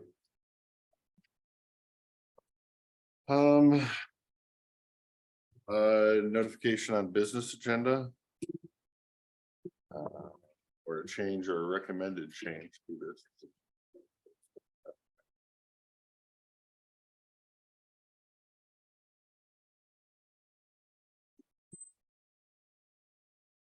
Consent agenda, if we can move that from 3 o'clock to before the 2 o'clock Board of Health meeting. Because Paul is not confirmed to be a Board of Health member and we kind of need to get that done before the Board of Health meeting. I've got no problem with moving the consent agenda. Do you, are you good with all the consent agenda items? I am severely torn on consent agenda item number 2, which is just another appointment that I'm conferring or concurrence with the appointment to another EMS district position without even knowing who the person is or interviewing them. And long-term, that is just going to be a problem for me. If I'm not interviewing them and seeing where they stand, then I kind of got a problem. Would you like to interview? I don't know that that's necessarily our place. It's never happened before. So we either need to, and I've brought this up multiple times. I feel we as a board either need to interview their choices, or we need to not be appointing their choices. We need to kick this back to their elected positions, change that structure of that board so they're elected officials and they're responsible to the voters. If I'm going to be responsible for the voters for what they do, I kind of need to know that I'm appointing the person that I believe won't be offending the voters. Kind of get my gist there. So this came up yesterday as well, with our ability to appoint the commissioners for the Bi-State Bridge Authority. And so the question is, you know, and that's even more interesting because you've got 2 states and then 3 from this side, 3 from the other side. And I see that as, I mean, the public might see that as unelected bureaucrats who are going to set rates that affect them on a daily basis, no different than what this is. And, you know, in that process, we took applications. That's how we do that. You know, we looked at all the applications, we made decisions. We made decisions Yeah, we made decisions. different from that. Well, so this was designed probably clunky in the beginning, but in the end, it still comes to us because we are the ones that are setting that decision. The only difference between that and the Bridge Commission is, so even we agree with the appointment of the ones that come from the hospitals, correct? They run everything runs through this board. Everything runs through this board. But they're nominated by the hospital district, but they're picked by that board. And then sent to us for concurrence. Right. We don't know if there's more than one that applied. We don't know if they have any application program. We don't know if the general public is being reached out to see if they want to sit on the board or if they're handpicking their own people. I don't know. So the question then, and I agree with you, it needs to change. Whether it goes to becoming an elected position or this board does the appointments through the application process for the EMS district. Either way, there's costs and benefits to both. But I would say that right now, the buck stops with the elected official and the buck stops with us. And I think of that much the same way as I think of the Bi-State Bridge Authority.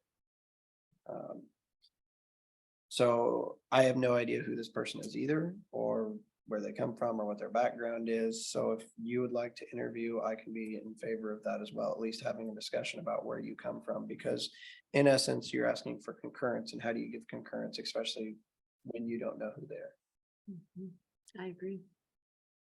And we voiced our opinion about that a couple of times. Yeah. So the process needs to probably change. Yeah, it's just how we deem that process to change. Do we want to take their nominee and interview them? And then if we don't like it, they need to come up with another one, or do they need to change their application process? How do we want to go about, or are we just going to interview their candidates, and if we like them, concur, and if we don't, say not this one, bring us another one? What's your thinking on that one? Well, I think we have to follow the way it's currently set up. And so right now, For it now. would be, yes, so right now it would be, we would interview them. If we concur that that's a good applicant, then we agree to it and we sign it. If we don't concur, we say we will not concur with this person, bring us another rock.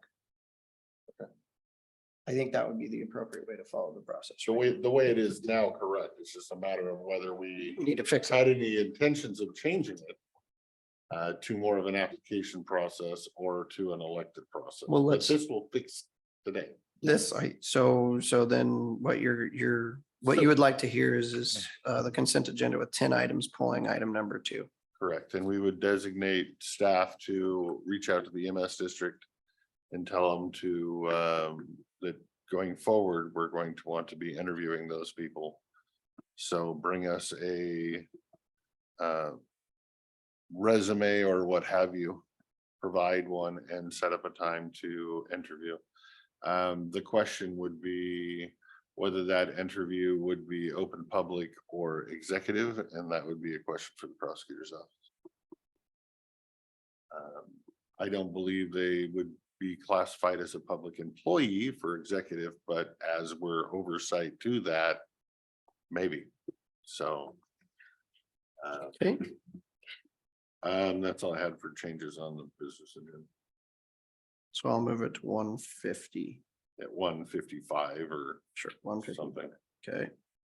Uh, Okay, any other changes to the agenda that you'd like to see? Okay, That's all I saw. with that, Mr. Chairman, I would make a motion to recess for lunch. And I'll second. Okay, we have a motion and a second to recess for lunch, being back at 1 o'clock. All those in favor say aye. Aye. Aye. Motion passes. Good position. Centerville with no E will drive me nuts.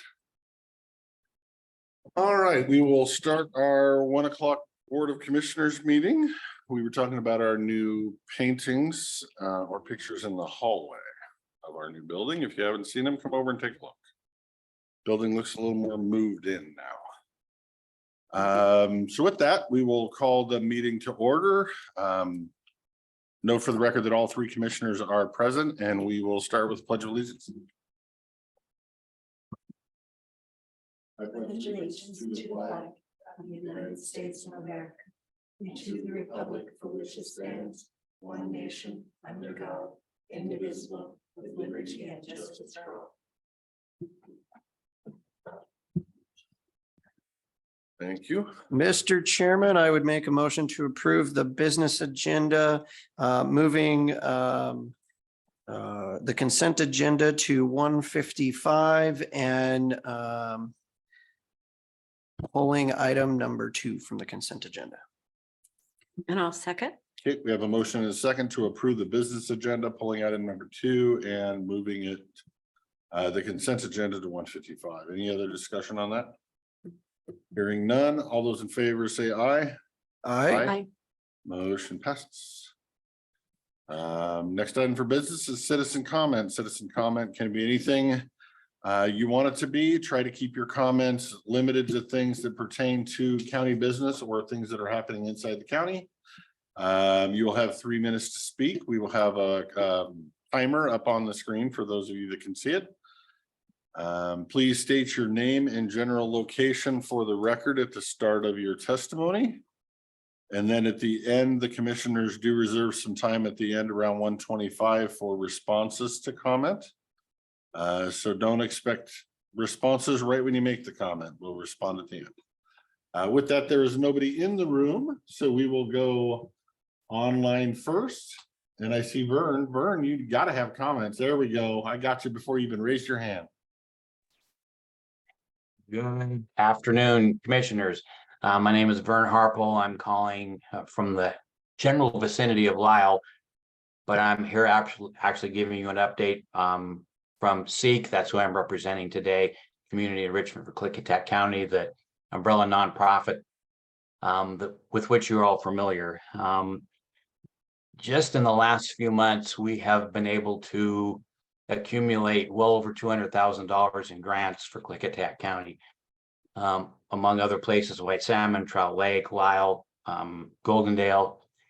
And we're really doing well, and my main reason for talking to you today is to get an ask for a little bit better participation from the county. In the past, the history has been that somebody from the economic development department has occasionally shown up.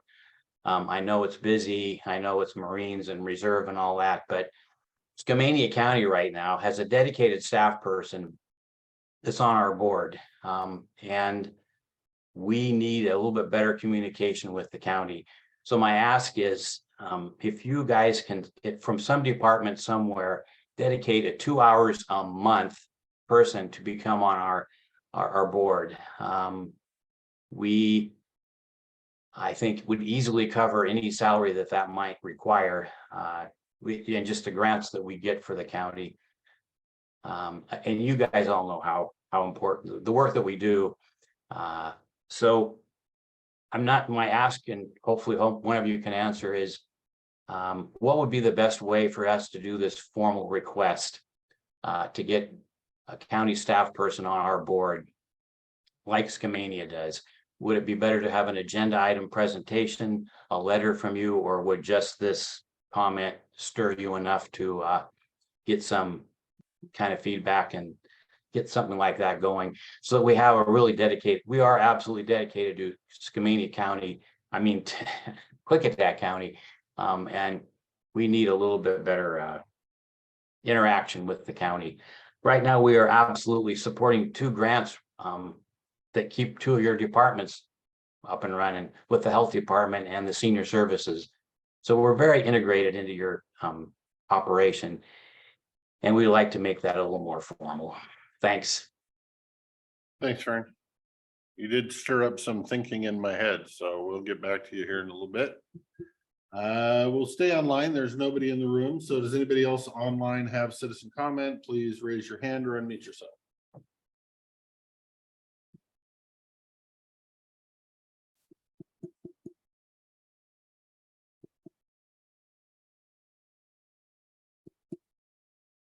Anybody at all? I'm not seeing it.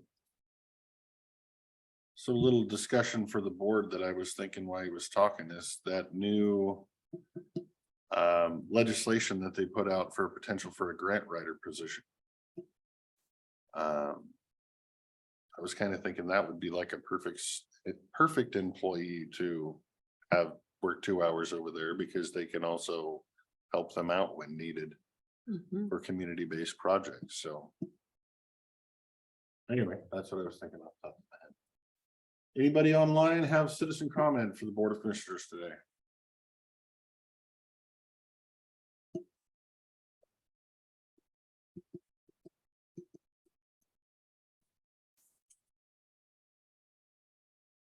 Not seeing anybody. Does anybody want to answer Vern so he doesn't have to wait around for half an hour? Go ahead, Dan. You started with the. Well, I kind of told him what I was thinking. There is, Vern, if you're still there, there's legislation that apparently passed that will provide funding for the county to have a grant writer that could then be used at whatever the Board of Commissioners deems that grant writer to be. So it was my thinking that if we do get that funding legislatively passed to pay for that position, that might be a good, it will be in the county, if that employee will more than likely be in the Economic Development Department. And that would be a good tool to have that bridge or liaison to the SEEK umbrella board, because that person will also be an expert in grant writing that can help SEEK from time to time when they need grants written as well. So that was my thinking, but yeah, more board discussion to follow. If I may, thanks, Dan. That would absolutely perfectly fit in with our mission and our interaction with you. It was a great idea. Do you have any idea what the timeline is on when that position could be obtained and filled? I'm shooting off the top of my head, but I thought that the state was going to figure out the funding or that by this fall. So until we see what they've written, they passed the law. Oh, okay. Until we see what they've written and come up with the way to designate that funding, we're on hold for that, but it was passed in the last legislative session. Cool. That'd be great. And hopefully you could just write that right into the job description as a board member at SEEK. Thank you. There we go. Thanks, Vern. And we have been short in the Economic Development Department. I think we've had, except for Richard, almost a 100% turnover. So it takes us a long time to put out applications and do interviews and pick staff and then get them up and running. So somebody will be back around, Vern. We just need to get that department fully functioning again. Well, and it with natural resources as well, because Yeah. he's spending his time on Swissler and Yeah. whatnot. So Mm. those come off his plate. But yes, I like the idea, and we'll have more discussions going forward, but feel free to continue reminding us if we don't work fast enough. You know, I'm always out there. Thank you. Thanks, Vern. Anybody else online have citizen comment for the Board of Commissioners today, especially really good ideas like Vern's?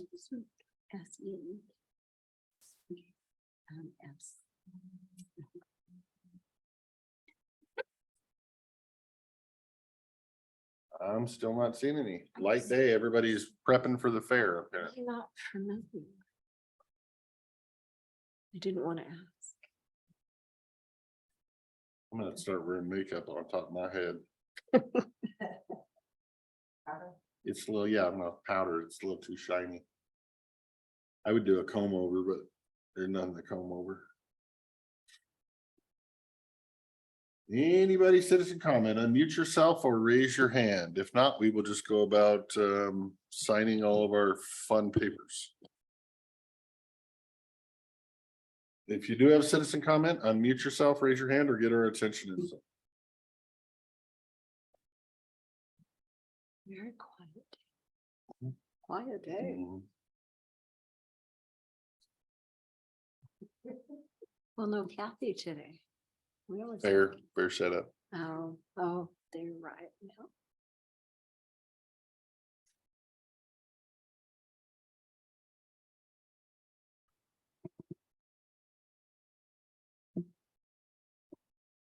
Yeah, you're gonna have to like go to the fair tomorrow afternoon and run into her and harass her because I didn't get my weekly citizen comment, so she's gonna have to give me like 3 minutes of comment.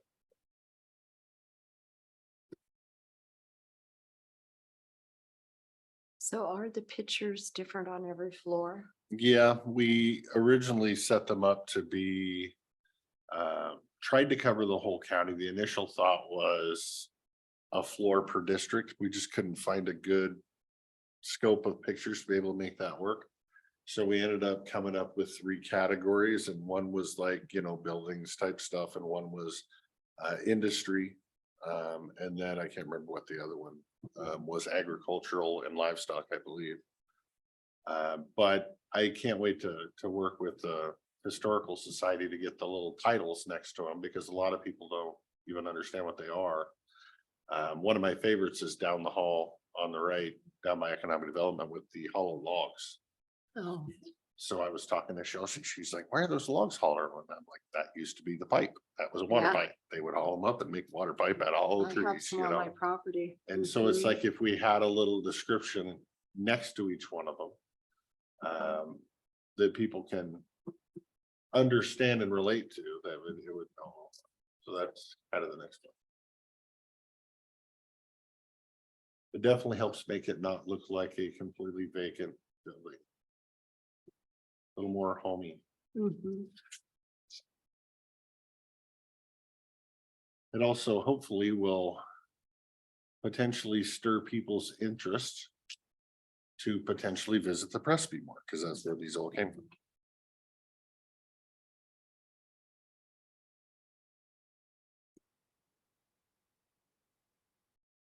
Did you get a vote on these, or was that Dave Sauter that? If so. Okay. Mhm. I got to look at the ones in the offices, The the color offices, yeah. ones. Mhm. Now, this has been a project since we moved into the building. It's just taken quite forever. Still in citizen comment for anybody that has citizen comment for us today?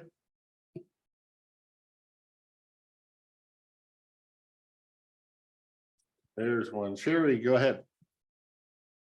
Yeah. We're in citizen comment right now, so if you want to comment, go ahead and have a seat. We got one person online and then we'll come back into the room. Sherry, go ahead. It's your turn. Yes, good afternoon, commissioners. I was listening to you discuss pictures of our county and I was wondering how many pictures of Lund Hill will be submitted for all of its glory. Because every time I see a picture of Klickitat County, I see beautiful mountains, I see beautiful farmland.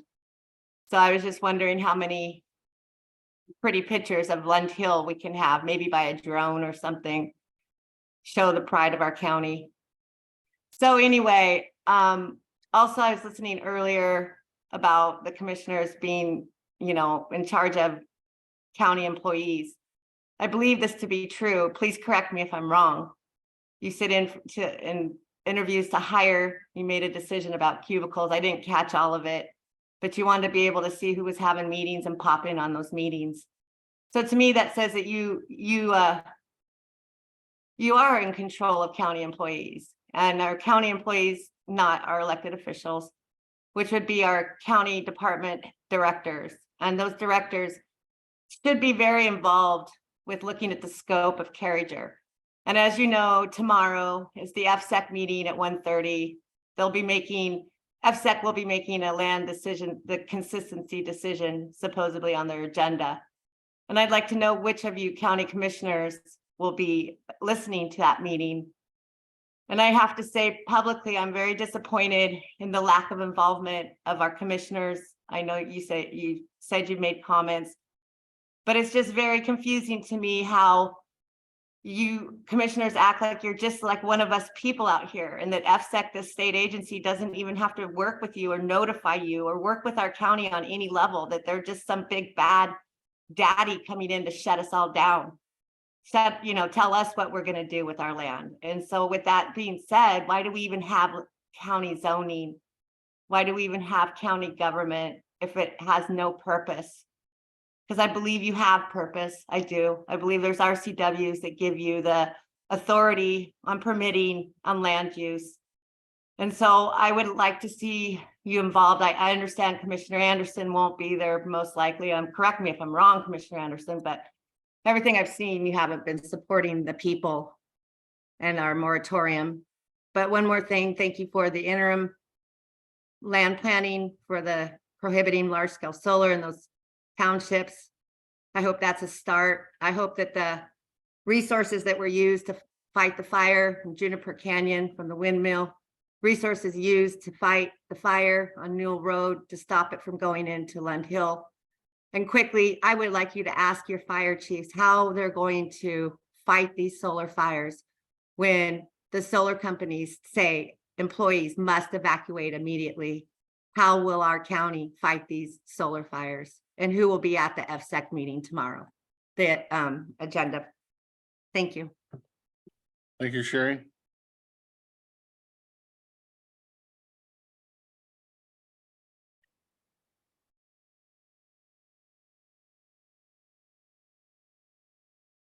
You have citizen comment for us, ma'am? No? I'm here for the reading of the bids. Reading of the bids, that's it's 1:30. Okay. We'll go back online. Does anybody else online have citizen comment for the Board of Commissioners today? 2662 was. 2662, I'm told, is next. Yes, hello, commissioners. This is Tracy from Lyle. And today I'd like to just touch on the emergency proclamation that that the county has. And for one, I want to know how many emergency proclamations were put into action this year. I know that the one for the fire, the Newell Road fire, I saw in the minutes of last week that Jeff King asked that emergency proclamation be taken off last week, long after the fire has been out and the emergency has been over. During an emergency, and I'm reading just right off your proclamation thing that you have online, and it says that you don't need to basically follow the rules. So A local proclamation of emergency is a legal instrument that authorizes extraordinary measures to solve disaster-related problems. A proclamation allows for the emergency use of resources without regard to the time-consuming procedures and formalities prescribed by law and activate extraordinary measures as outlined in this plan. There's another one that states that basically you don't need to look at the environmental, the SEPA and the other laws when there's a proclamation for emergency.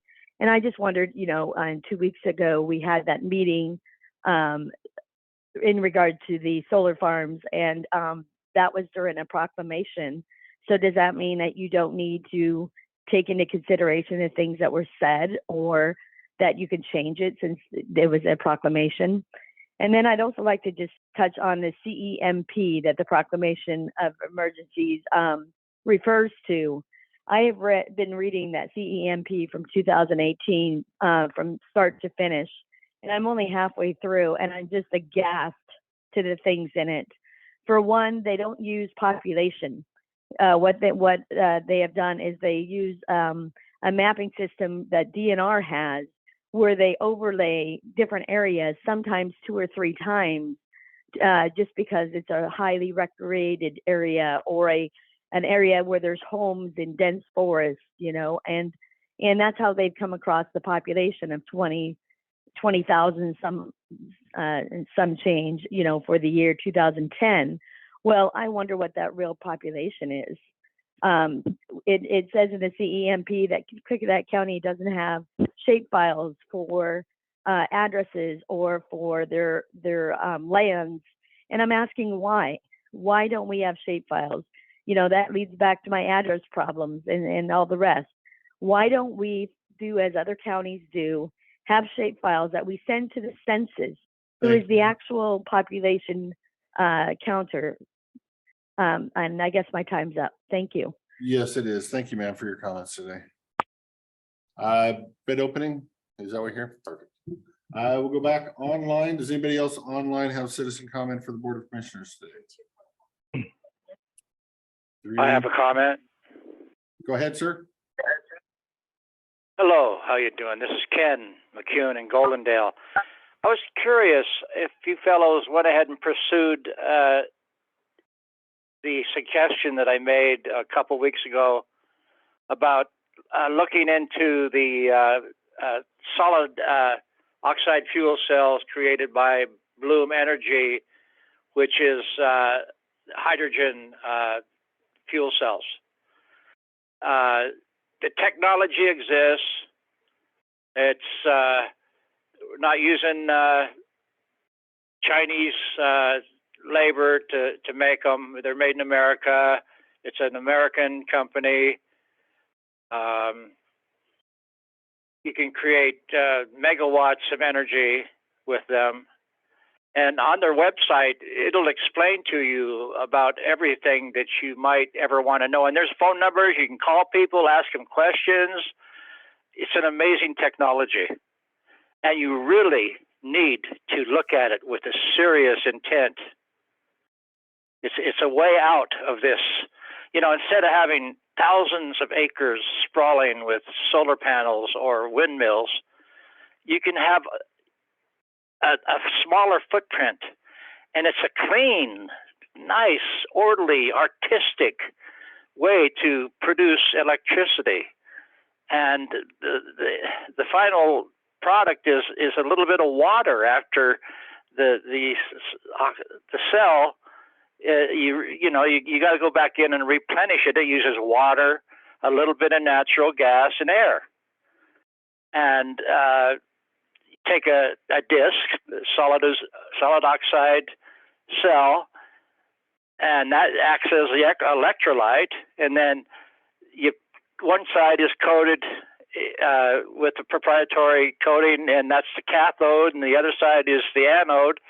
And you stack them in the box, and it literally produces electricity, and it's clean.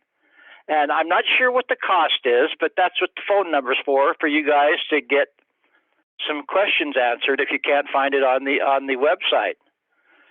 So we need to like, if we could use the subsidies that we're going to be paying the Chinese and change it to the fuel cells, then I think we'd be way ahead. And Goldendale, like each individual, like a school could have their fuel cells. The hospital could have their own fuel cells. The city of Goldendale could have their own fuel cells. The PUD, the hydropower wouldn't be the only way for us to produce electricity or wind or solar. And I'm not sure what it would cost, but I think it'd really be worth your time to look into it and get together with the PUD. Jim Smith was talking to the city council the other day, and he was. Ken, your time is up. I have to. Okay. Hey, do yourself a favor. Go to Bloom Energy and check it out. Thank you, sir. We'll go back online. Does anybody else online have citizen comment? I think Mr. Wagner unmuted himself right there when Ken was. So Mr. Wagner, if you. Greg Wagner with C. Go ahead. I'd like to find out, in light of the failure of the Avangrid Corporation during the Newell Road fire at the Lund Hill Solar site, where you had problems getting contact with the various people. How is that going to be remedied at Lund Hill, at Bluebird, possibly Carriger, all these other solar sites that would like to come into our county and abuse us? How is that going to happen? I've reviewed their 59-page safety plan, and all it is what the employees are supposed to do. And it's flawed from the beginning, because it says that the employee, in case of an emergency, the employee will contact the plant manager. Well, there will be no employees at a solar site. So the rest of this 59 pages is just moot. That all throughout that document, it says the employee will contact. There will be no employee. You found that out at the fire out there in Lund Hill. And we have the vegetation problem, the overgrown vegetation. And in their document, DEIS for Lund Hill, page 143, section 4.14.10, it talks about taking measures to prevent fire risk. Well, there you go. We got another vague word such as measures that Avangrid gave to us. Our county didn't write it. Why isn't our county planning director, fire safety, all these people involved writing the documents that protect our county, our environment, our wildlife, rather than allowing Avangrid to come in and dictate to us, and we just accept whatever they put in front of us? That's not the way this county should be run. And that's apparently the way it is. So now we have Bluebird project coming up. Will the planning director make sure the appropriate language is in there that covers the vegetation not growing? And if they violate it, are we going to have an enforceable code where we revoke their operating permit, or are we just going to let them, slap them on the hand and let them continue on with their bad habits? This is a danger to the safety, health, and welfare of the citizens of the county, and especially when and if this Carriger project is put in, the density of the population is much greater than the Lund Hill or the Bluebird project. There could be injuries and deaths from neglect of the county not writing in the proper requirements to protect the citizens. So I suggest that we look at this and do something about it, rather than, as Mr. Bartis so eloquently said, kicking the can down the road. We need to take action now and not wait till afterwards. I'd like to see proactive rather than inactive. Thank you. Thank you, sir. Okay, now has come the time for commissioners' responses. Do either of you have any responses? Sure. To Mr. McCune, I did look at the Bloom box after you called. It's very interesting, and I think all these technologies have a future, and everything's changing as fast as we learn about it. It's changing and new things are coming on, and keeping up to speed and finding the best thing is our job to look for. And I found that a very interesting project. So thank you for calling back again. And Mr. Wagner, I agree with you. My fear on the grasp for green energy, the quick run for it, is going to leave us with unintended consequences. And I think we dodged a bullet at Lund Hill, And that showed us up exactly what that is an unintended consequence. And we do need to address here at the county what we're going to do in the future and what can we do to fight for the safety and the health and the welfare of our people.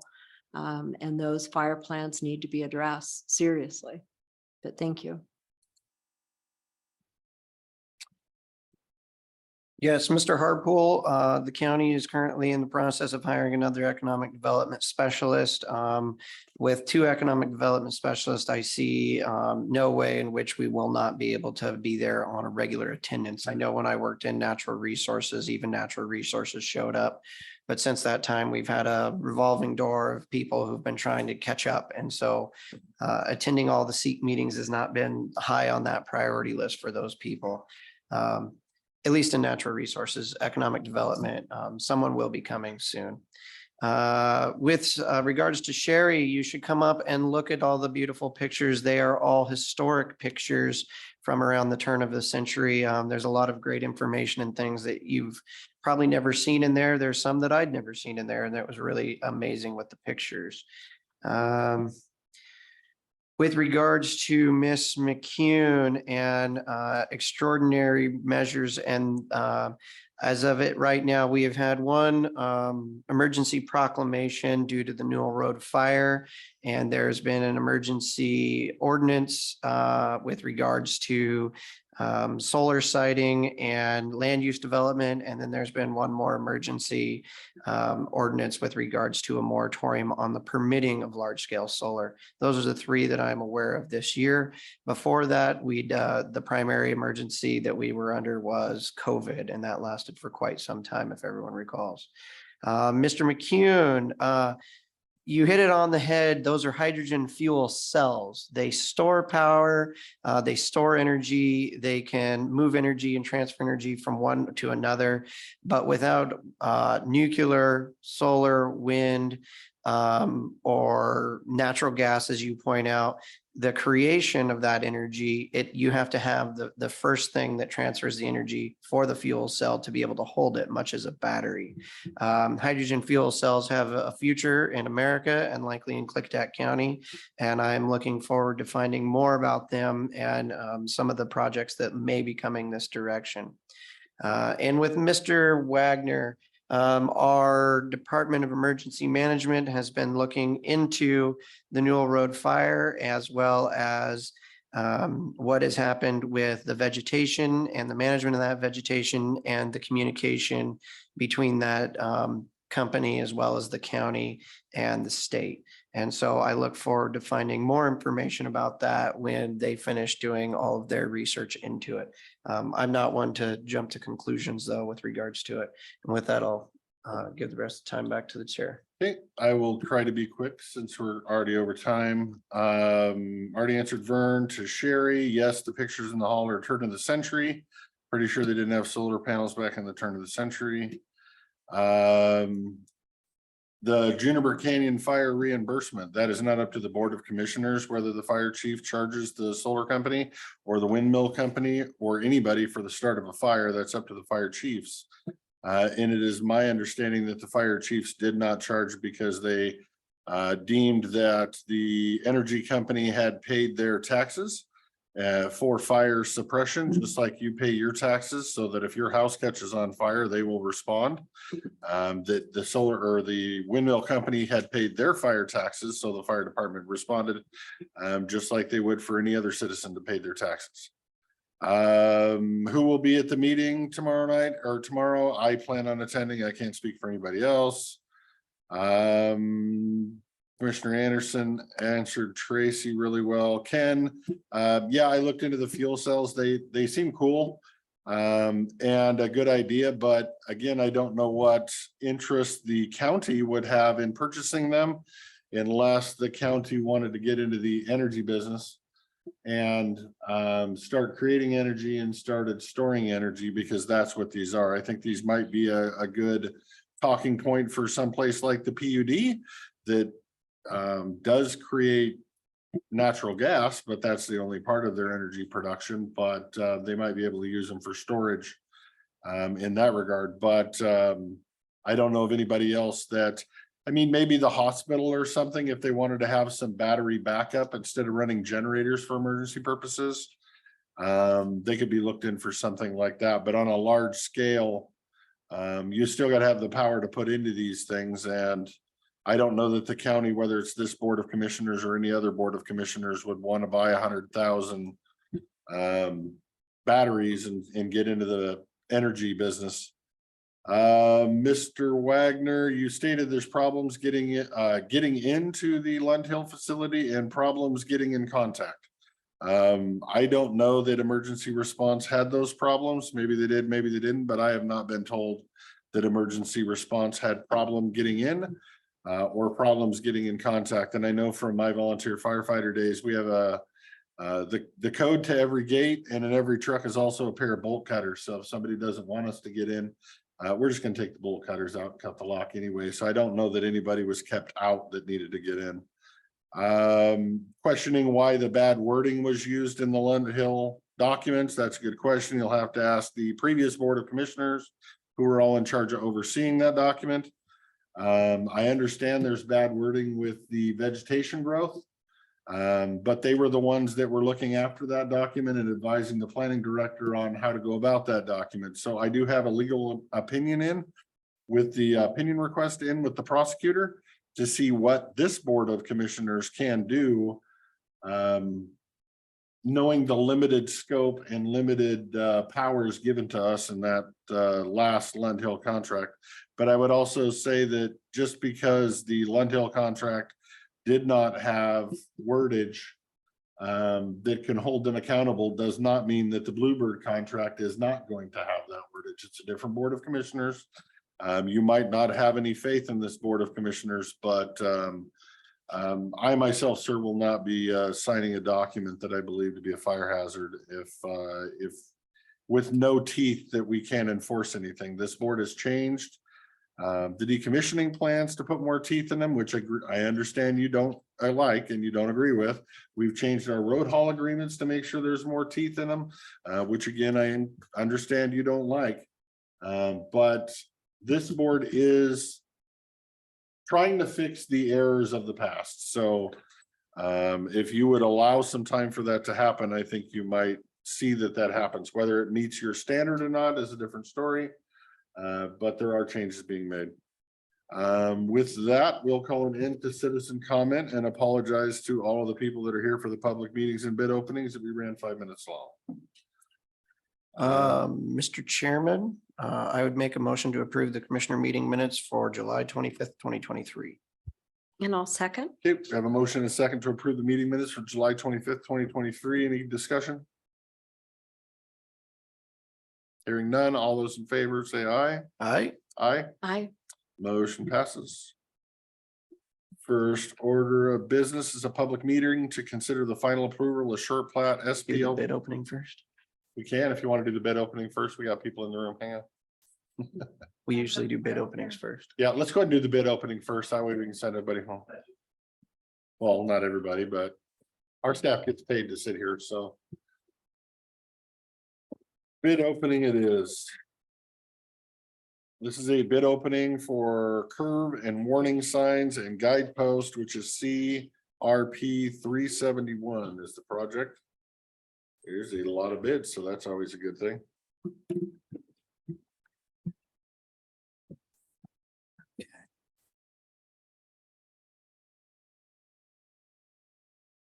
You want to give us a update before we open these, or is that good enough, what I just said?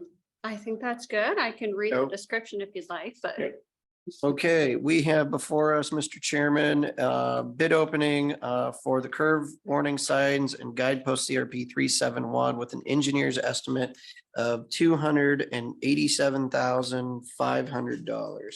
Our first bid is from KT Contracting.